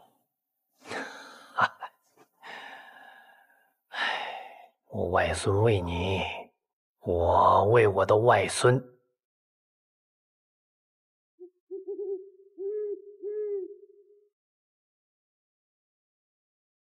真是个大好杀人夜呀！你在担心剑心冢帮助他们吗？那何去何从二位护剑师我们见过，单凭他们二人的剑术，与你相差甚远，不足为惧。除了他们，剑心冢还有别的高手。啊？别的高手？谁？剑心有月，睡梦杀人。李新月已经死了很多年了。李新月是死了，但是心剑未绝，教他剑术的那个人也依然在。那人是谁？天下第一铸剑师。李素王。巨剑腾空，天下第5名剑破军的仿剑，乃是我年轻时所铸，也是许久未见了。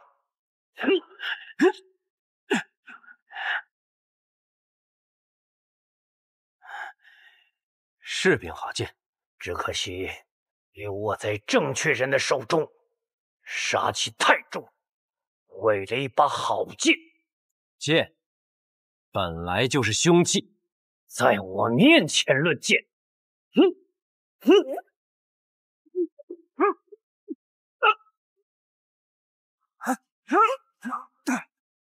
外公，外公，我自己的事情自己了，您不必替我说道。此人不好对付。我遇到不好对付的人多了，你看我不活得好好的吗？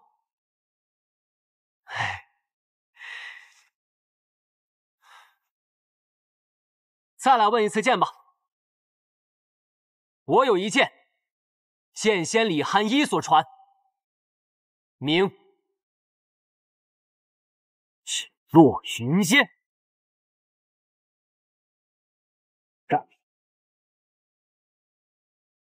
新剑，好。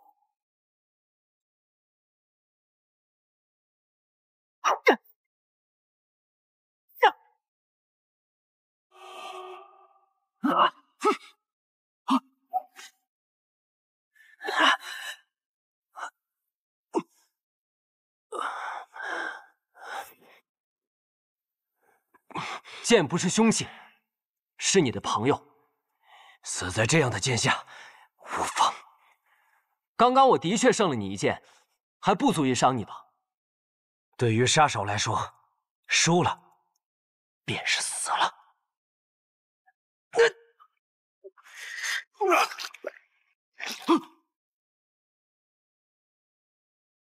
又是傀儡，不必追了，这只是他的脱身之术，区区一个木鹰不足为虑。小子，你没事吧？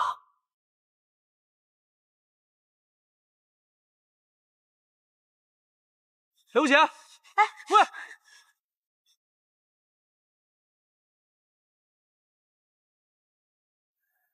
刚刚苏昌黎那一剑，是前辈动的手脚吧？是的，就是刚刚我和他对的那一剑，我已经把他的真气给击得混乱了，可是他却感觉不到，所以在和小杰对阵的时候，他还误以为自己躲过了那一剑，最后偏离了1寸，被震断了心脉。前辈为何如此？小杰天赋很好，可是有些心软了。我能够感觉到他的剑是君子之剑，然而君子之剑也需要有杀伐气。他的剑求胜，而不是求生。这江湖险恶，这样的剑会活不长久的。我不愿杀人，人却要杀我。不管是不是江湖，永远都是这样。前辈的担心我记下了，还请把雷无节放心的交给我。若不是为了你，我也不会迫使小姐做出这样的事来的。前辈什么意思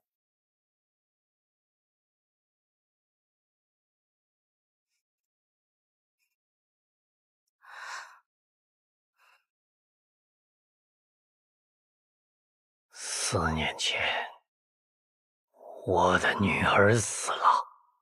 如今，我希望我的外孙能够平安的回来。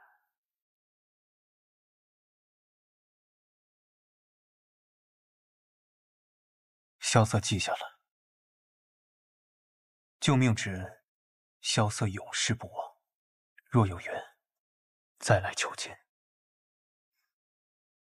等一下，这个给你。什么东西啊？我知道你有钱，随身带着金贵的蓬莱丹当糖果吃，但这个不一样，就算再怎么要死的人，吃下它都可续命3日。到时候你再出事的话，吃下它，3日之内找我，我救你。好。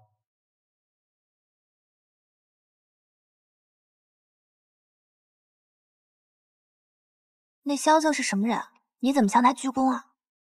他说他叫萧瑟，不再是以前的那个人了。但是有一点是不会变的，他姓萧。只要他姓萧，那么他所做的那些事情，就永远不会有结束的一天的。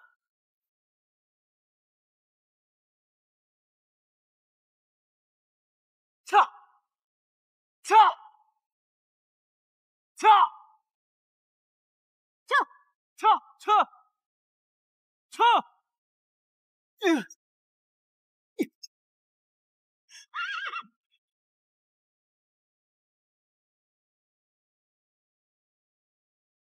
喂！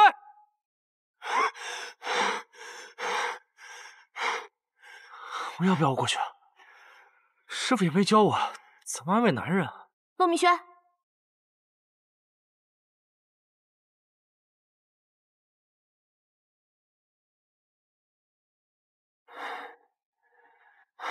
你不用担心我。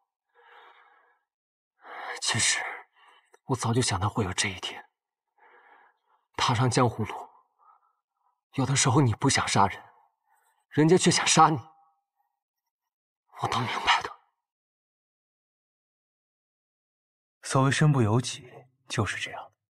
可是这些都是错的，大家打打杀杀，仇恨不断，永远没办法终结。这不是我心里想要的江湖。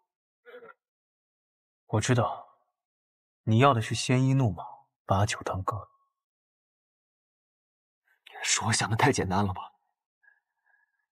你知道我心中的江湖是什么样的吗？我曾经以为江湖跟朝堂一样，只有无尽的野心。直到我遇见了你，遇见了吴心，还有天外天、雪月城、暗河。我现在觉得江湖是一面镜子。镜子？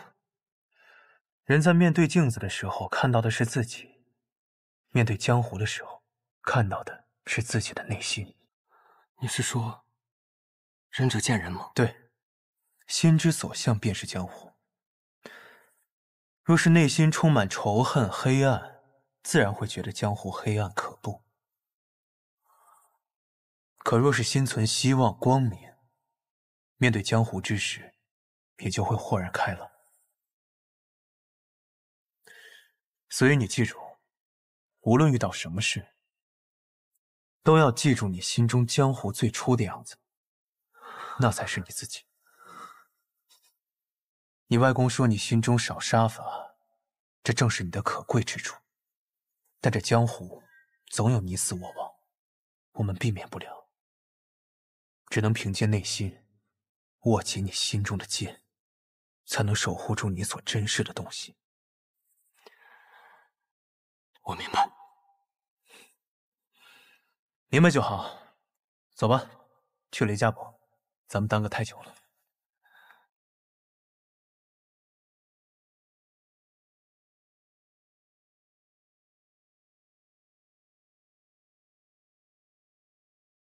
师姐，明轩兄，让你们担心了。哎，不用跟我们道歉，好好慰劳一下你自己的马吧。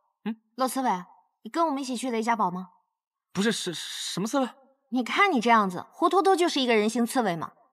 啊，那我就当你是嫉妒我了啊。行了，我不跟你们去雷家堡了，这师傅还等着我，回去晚了又骂我。哎，诸位，接下来的路靠你们自己了。保重，保重。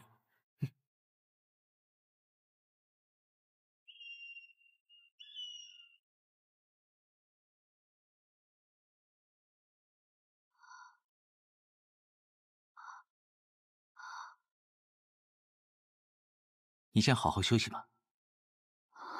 多谢。这个美人天生心脉不全，能活到现在，还真是个奇迹啊！的确，她在雪月城医治了很多年，她叫叶若依，也是雷师弟心心挂念的梦中情人。啊？那傻小子情窦初开了，快带我去见他。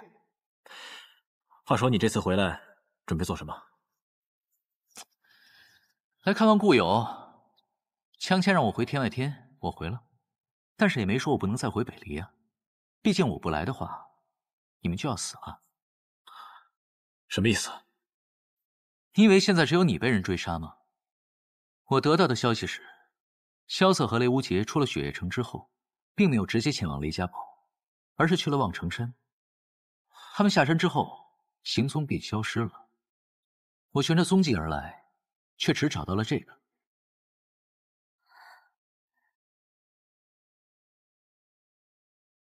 上面写着你们在唐门被人伏击，请求协助。信鸽告诉我说，他原本是要飞往天启城的，只是在中途被我截下了。信鸽？你还能跟信鸽说话？天地万物自有灵性，我还能与花女榆木说话呢，你信不信？这信鸽不是我放的。当然不是你。信鸽和我说，是那个叶若依放的。哎，这个女人可不简单啊！雷无界要打大美了。哼，什么意思？因为他们的行踪被泄露了，信鸽所带信息还未传到大清郡府，就被别人拦截了。雷无界和萧瑟有这么重要吗？原本我以为他们只对我重要，却也没有想到啊。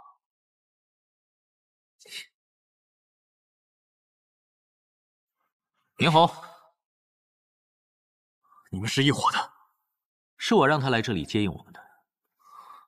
他神志已失，但杀手的敏锐还在，你不要轻易靠近他。他为何会如此听你的话？这就说来话长了。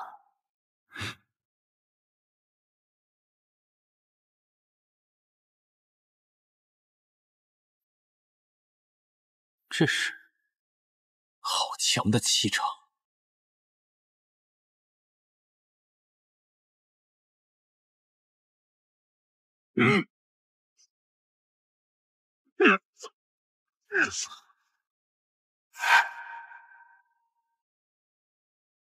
你看到他拔剑了吗？他没有拔剑，只用剑鞘就将明侯逼了回来。唉，为什么我一回江湖，遇到的都是这种绝世高手？哎，不容易啊，不容易。那个女人，我才压制住她的伤势，若是再经历一场大战，只怕神仙也难救。你先带他走，我来拖住这个人，你能行吗？士别3日，当刮目相看。我们分开这么久，如今就算来个刀仙剑仙，我也定能不落下风。好，你小心点儿。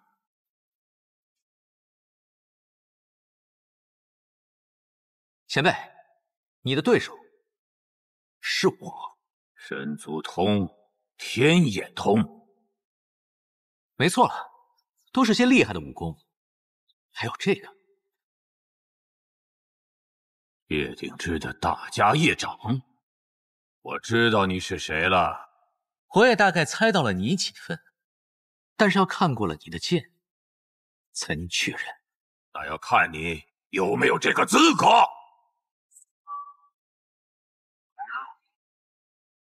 还是大家业长，这招叫罗汉定。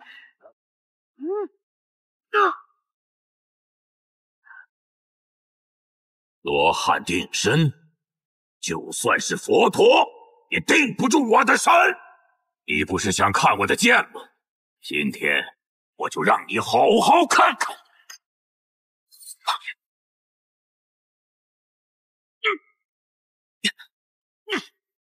破军剑，天下名剑位列第5，号称王霸之剑。你果然是怒剑仙。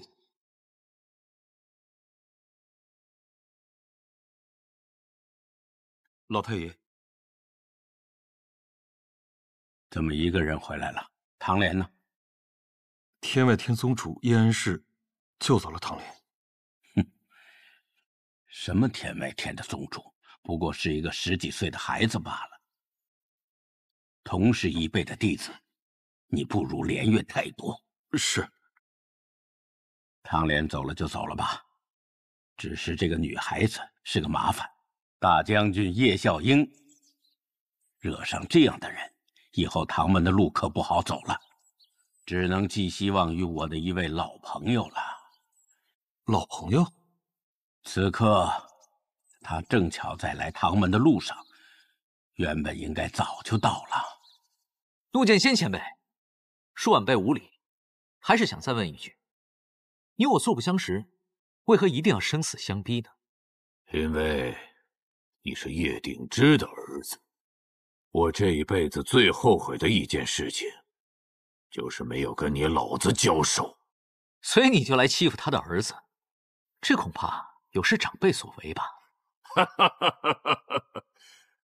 所以就想杀了你，解一解心中的气。前辈想杀我，恐怕没那么容易。怎么不容易？明红，快跑！这家伙我们搞不定。快走！无法无相功，这就是当年叶鼎之所用的功夫。哈哈哈哈！好，还不够好。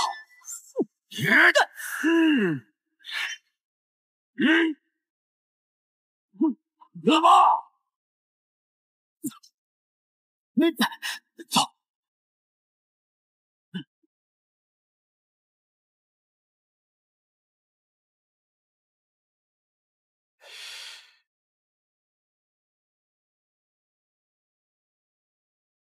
老太爷好身手。穆雨墨，你来晚了。偶尔也让老爷子等一等奴家嘛。唉，别用那种眼神看着我，我一个行将就木之人，可不会中了你的媚术。这可说笑了，老爷子可是不管年少年长，都是个绝情的人。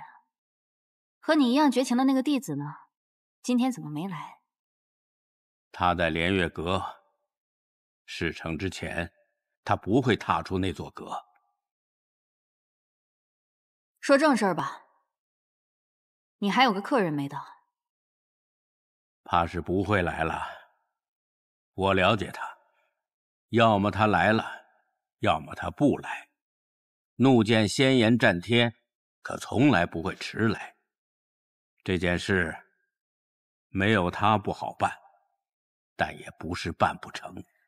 还以为能见到大名鼎鼎的怒剑仙呢，结果聊来聊去，还是和老爷子你聊了家常，真是无趣。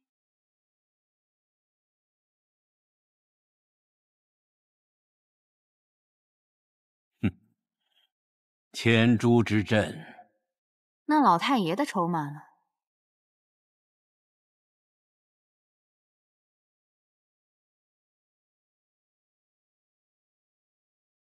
绝妙！唐门最隐秘的毒，配上我暗河最隐秘的阵，此行我们势在必得。可莫要低估了我们的对手。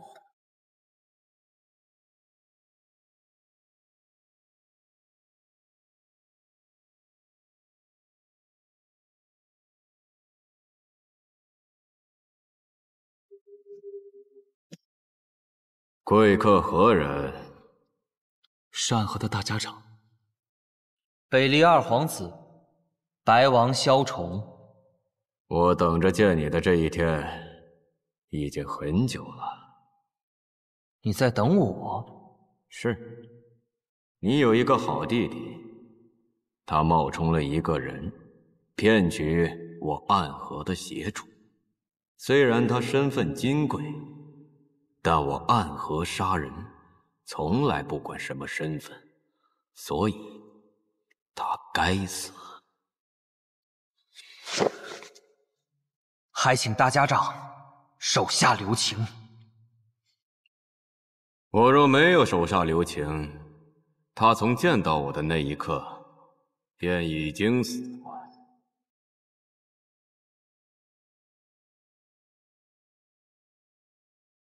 九皇子想请我暗河和唐门联手覆灭雷门，而雷门是雪月城的重要盟友，灭了雷门就等于毁掉了雪月城的半只臂膀。这桩买卖对我暗河来说不亏，但是覆灭雷门只是前驱，你找到我，这件事情才刚刚开始。刚刚开始？对，我说我在等你，是因为这天启城的皇子中，我一开始选择的就是你。我助你登上庙堂之高，而你则要让我暗河的水潮淹没整个江湖。二哥，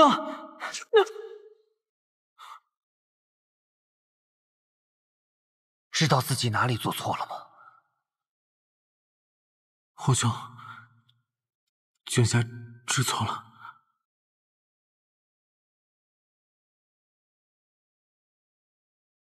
还不快和大家长道歉？不必了。你早就知道我身份。年轻人，你太小看暗河了。从你踏入暗河的那一天，我们就已经知道你的身份。之所以不杀你，是因为白王萧崇，你就是我们最好的选择。大家长，恕我直言，暗河不是我的选择。你这么拒绝我，就不怕我把你们都杀了吗？哼，我想大家长应当不会做出这种不利之事。不过我们之间的选择已经无法避免了。白王殿下，有些决定不要下得太早了。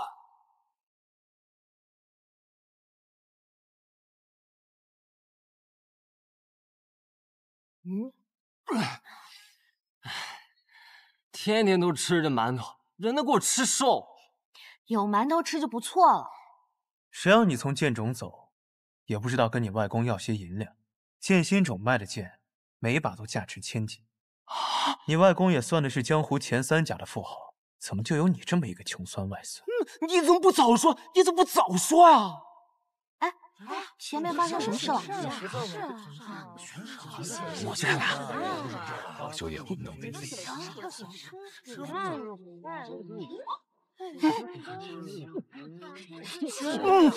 小子，师傅大人悬赏1000两纹银寻找大夫，1000两纹银呐！咱们3个懂医术吗？1000两纹银跟咱们有什么关系？哎呀，要懂什么医术啊？你不是有那什么蓬莱丹，1枚30王？小点声行不行？你知道那一颗蓬莱丹值多少银子？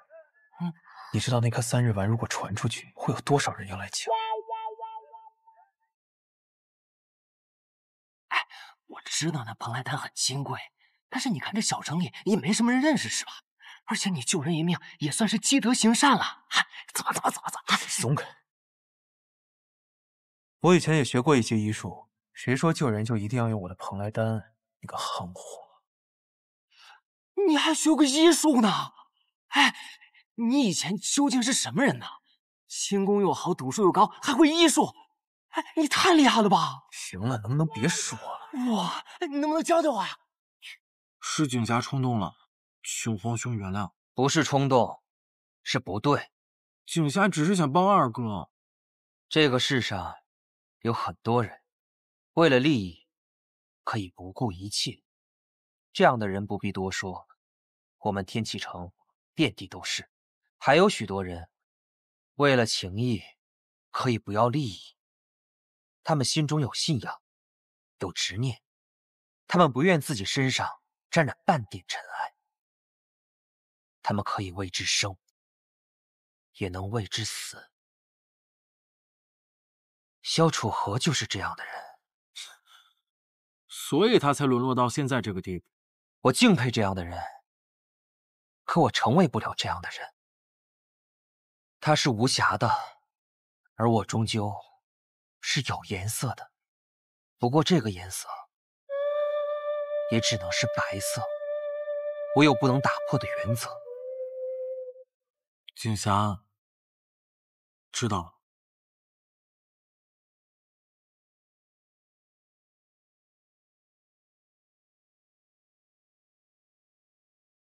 少汉那边的书信到了，大概是陛下一直问我们为何还未归朝。宫中其他皇子有什么异动？其他都正常，除了赤王萧雨，他一直称病不出，已经有1个多月了。哼，那个施九王爷，景霞，不能小看赤王。虽然现在就你们2人被封王了，可是皇兄你是凭借自身的才识啊，那小雨凭什么？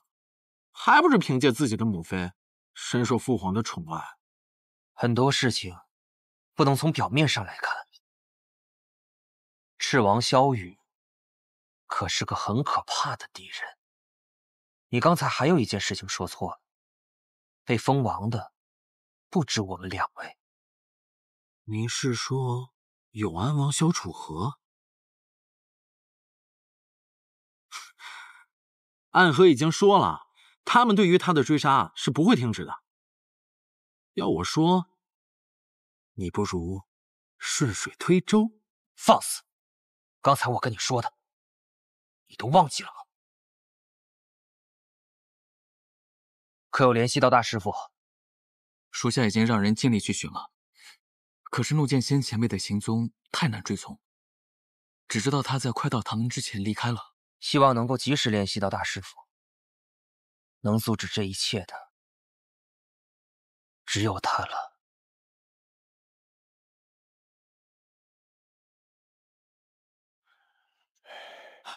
大夫，怎么样了？心脉已断，准备后事吧。告辞。大夫，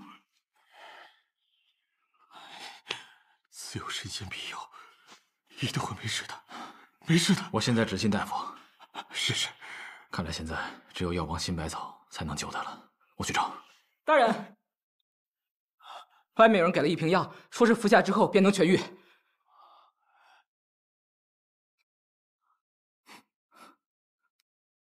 蓬莱丹。蓬莱丹是什么？天启药王殿里的圣药，只有皇室宗亲才有资格服用。他们几个人？哦，2男1女，女子手拿一把长枪，另外2个男的，一个红衣，一个青袍。是他们。萧瑟、钱洛、雷无杰。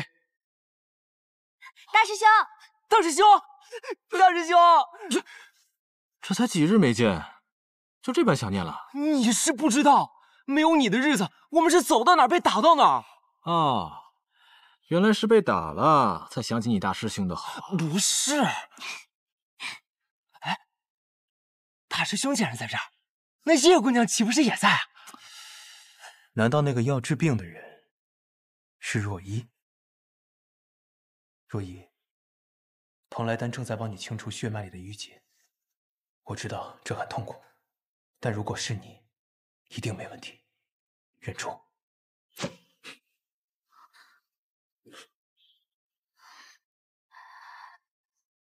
一直没来得及跟你说一句，久违了。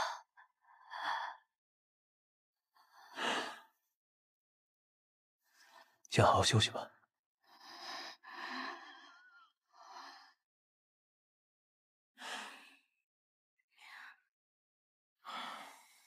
哎，怎么样，萧瑟？若依她怎么样了？暂时没事了。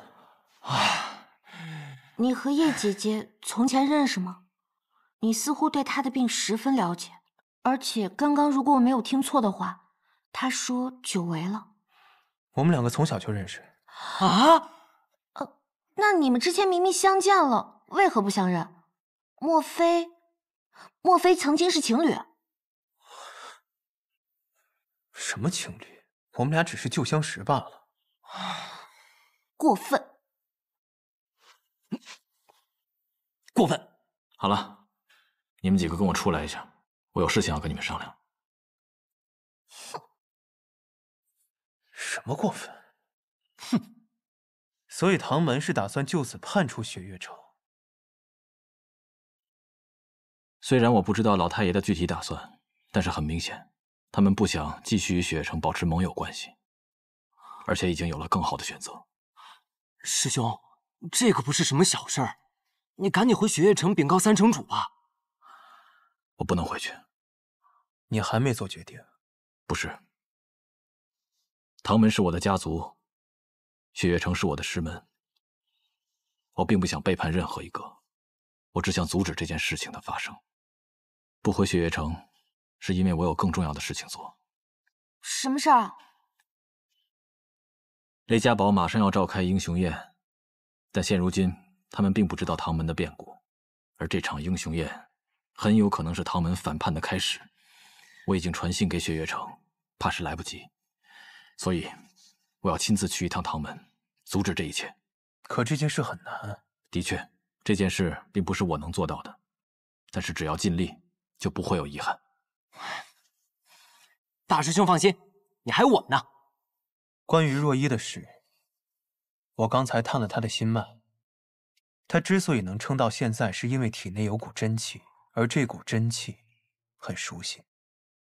是无心。无心？他在哪儿啊？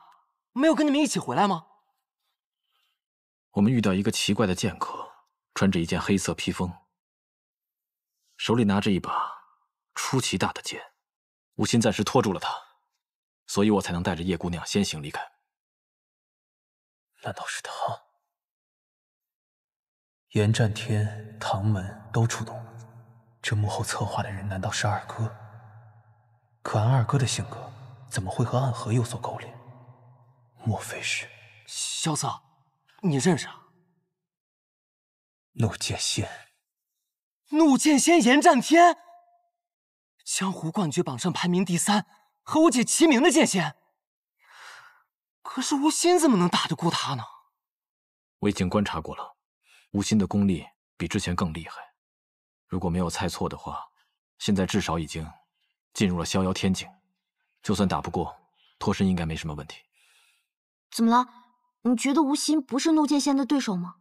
不，我只是想到另外一个剑仙，刘无杰啊，雪月剑仙为什么还没有消息？对啊，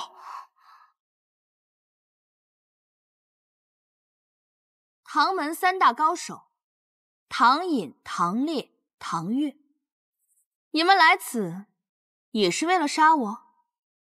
唐门和暗河这样的联手，还真是少见。我想这是出自苏昌河的手笔吧。我从第一次见他，我就知道，他的野心一定会毁了他自己。李寒衣，你这话说的未免狂妄了。狂妄？哼，不过是暗河的2位家主和唐门的3大高手，杀了便是。暮雨，都说北离用剑，南绝耍刀，是时候让世人看看自己的愚昧了。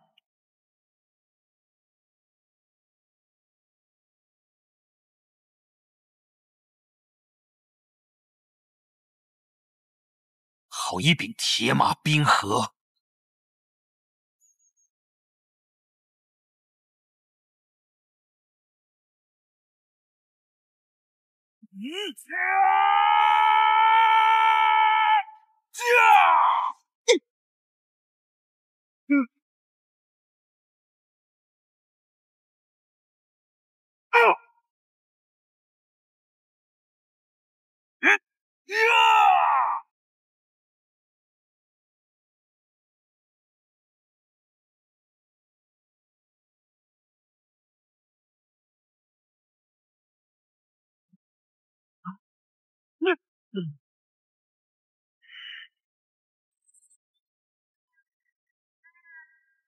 我之所以名为血奇刀，是因为我7刀之下必有亡魂。我已出了6刀，这一刀下去你还不死，我就要改名字了。哼，不必改名字了，因为你今日就要死了。血月剑仙李寒衣，你似乎有些太狂妄了。我还有最后一刀，名杀神。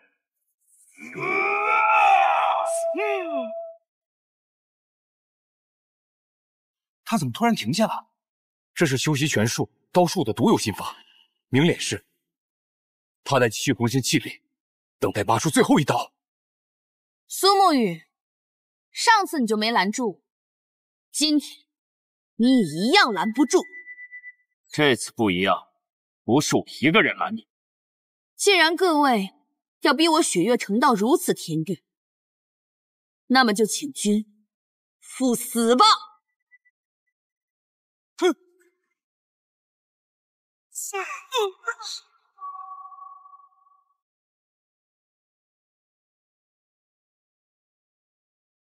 请笑。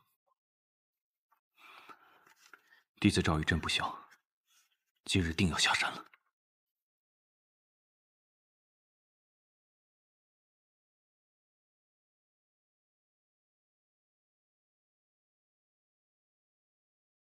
殷师伯，世人都说我算学天下第一，可我看殷师伯您才是天下第一。怎么每次我才一动下山的念头，您就来拦我呢？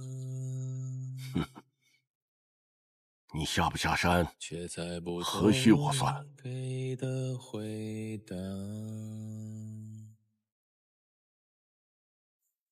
这望城山还真是个好地方，连动物都通灵性，知道我要下山了。师伯，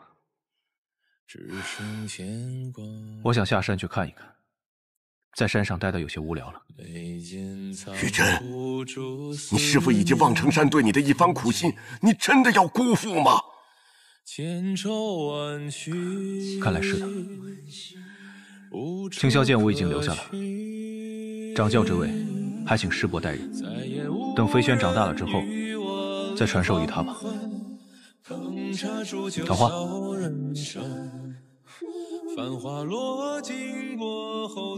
桃花，和我一起去找他，好不好？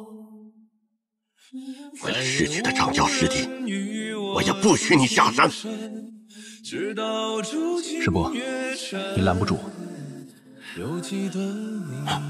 我本无心求道，怎爱天道强流？只求桃花岭一片饮酒终老。殷师伯还有师傅，对不住了。师傅，石叔祖，你不要走！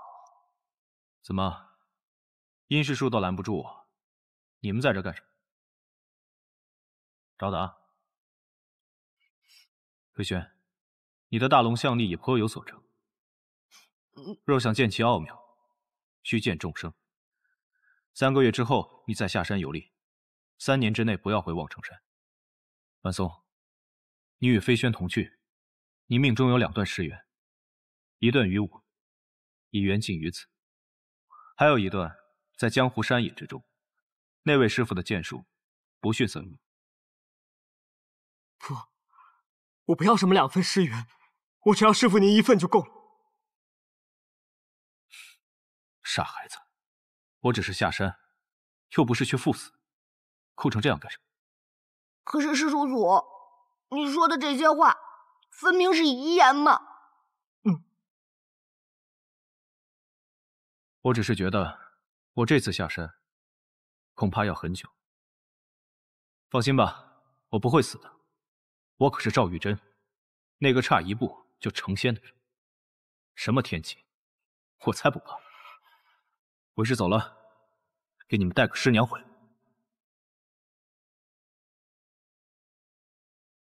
师傅，徒儿等着与您再见的那一天。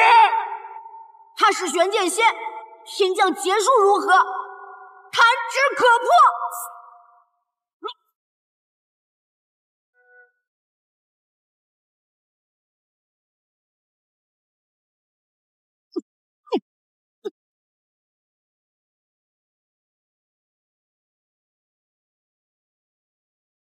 刚刚那一剑很精彩，不愧是剑仙一剑。只是可惜了，你难道没有发觉，你的剑仙境界被压制了？专为你布下境界压制大阵。苏长河，并且我们还在整片竹林撒满了无色无味的唐门毒物，一旦吸入，则会慢慢腐蚀内力。你还是跟当年一样，行事卑鄙，总是不择手段。是啊，不然凭我这点本事，怎么能把雪月剑仙永留此地呢？哼！你以为我已经内力枯竭了？可我还有一剑之力。我这一剑之后，我会死，可你也活不了。不自量力！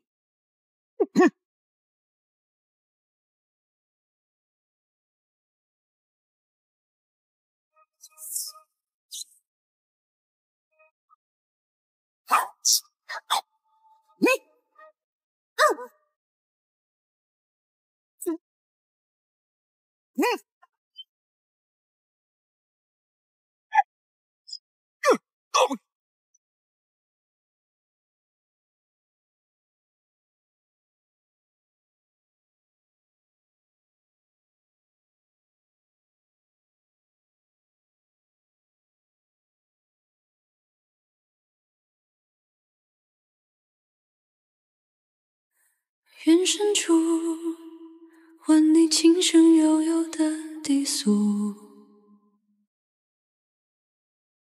残霜月，皆化作梦中一幕。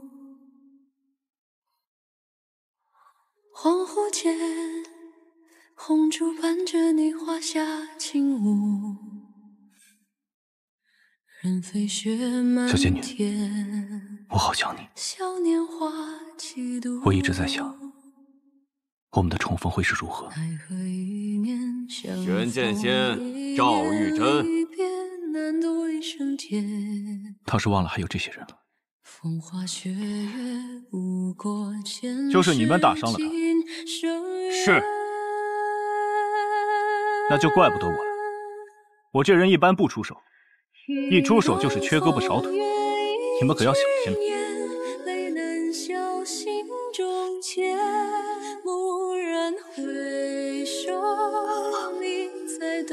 我阑珊。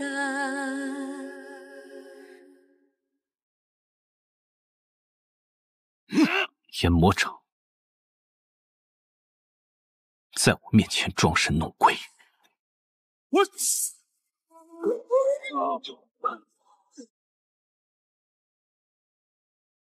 望城山太乙狮子诀第9重。天下素来认为，5大剑仙之中，孤剑仙剑术第一，只因他一人居一城的气魄，天下无双。但我却一直认为，你玄剑仙的剑才是天下第一。哼，我的剑是不是天下第一不重要，因为我的剑从不轻易而拔。我有桃花剑36柄，你看如何？虚妄！佛家有云，凡所有相，皆为虚妄。哦，那你玄门又是如何说的？凡所有相，除了小仙女之外，都是虚妄。这是我说的，我可代表玄门。无量剑阵，起！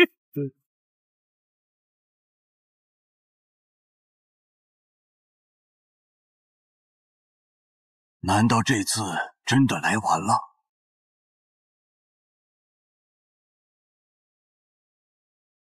这些都是真的剑吗？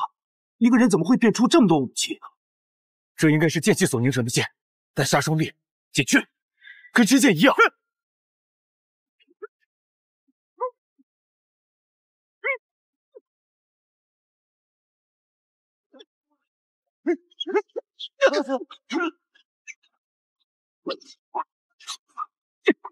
大家长，再这么下去，我们都会死。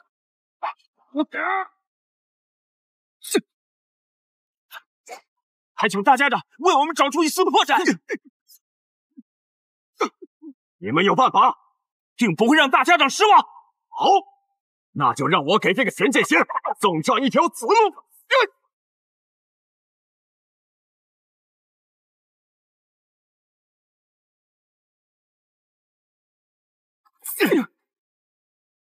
小仙女，来不及了！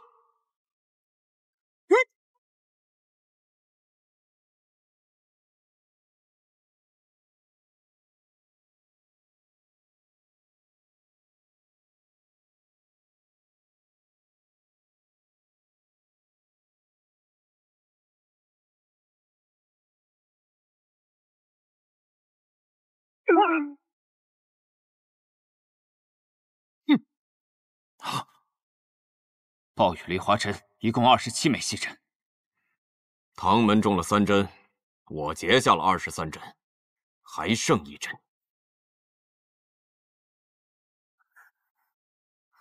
小仙女，李寒一中针了，杀了他们！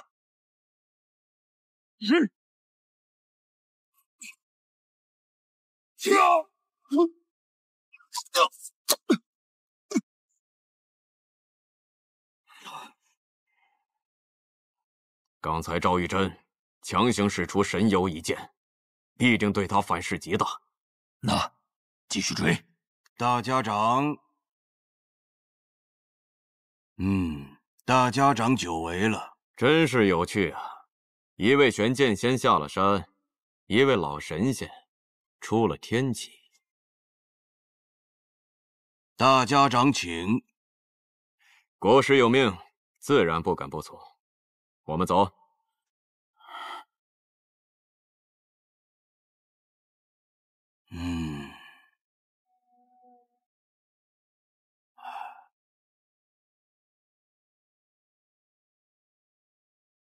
我真的来晚了吗？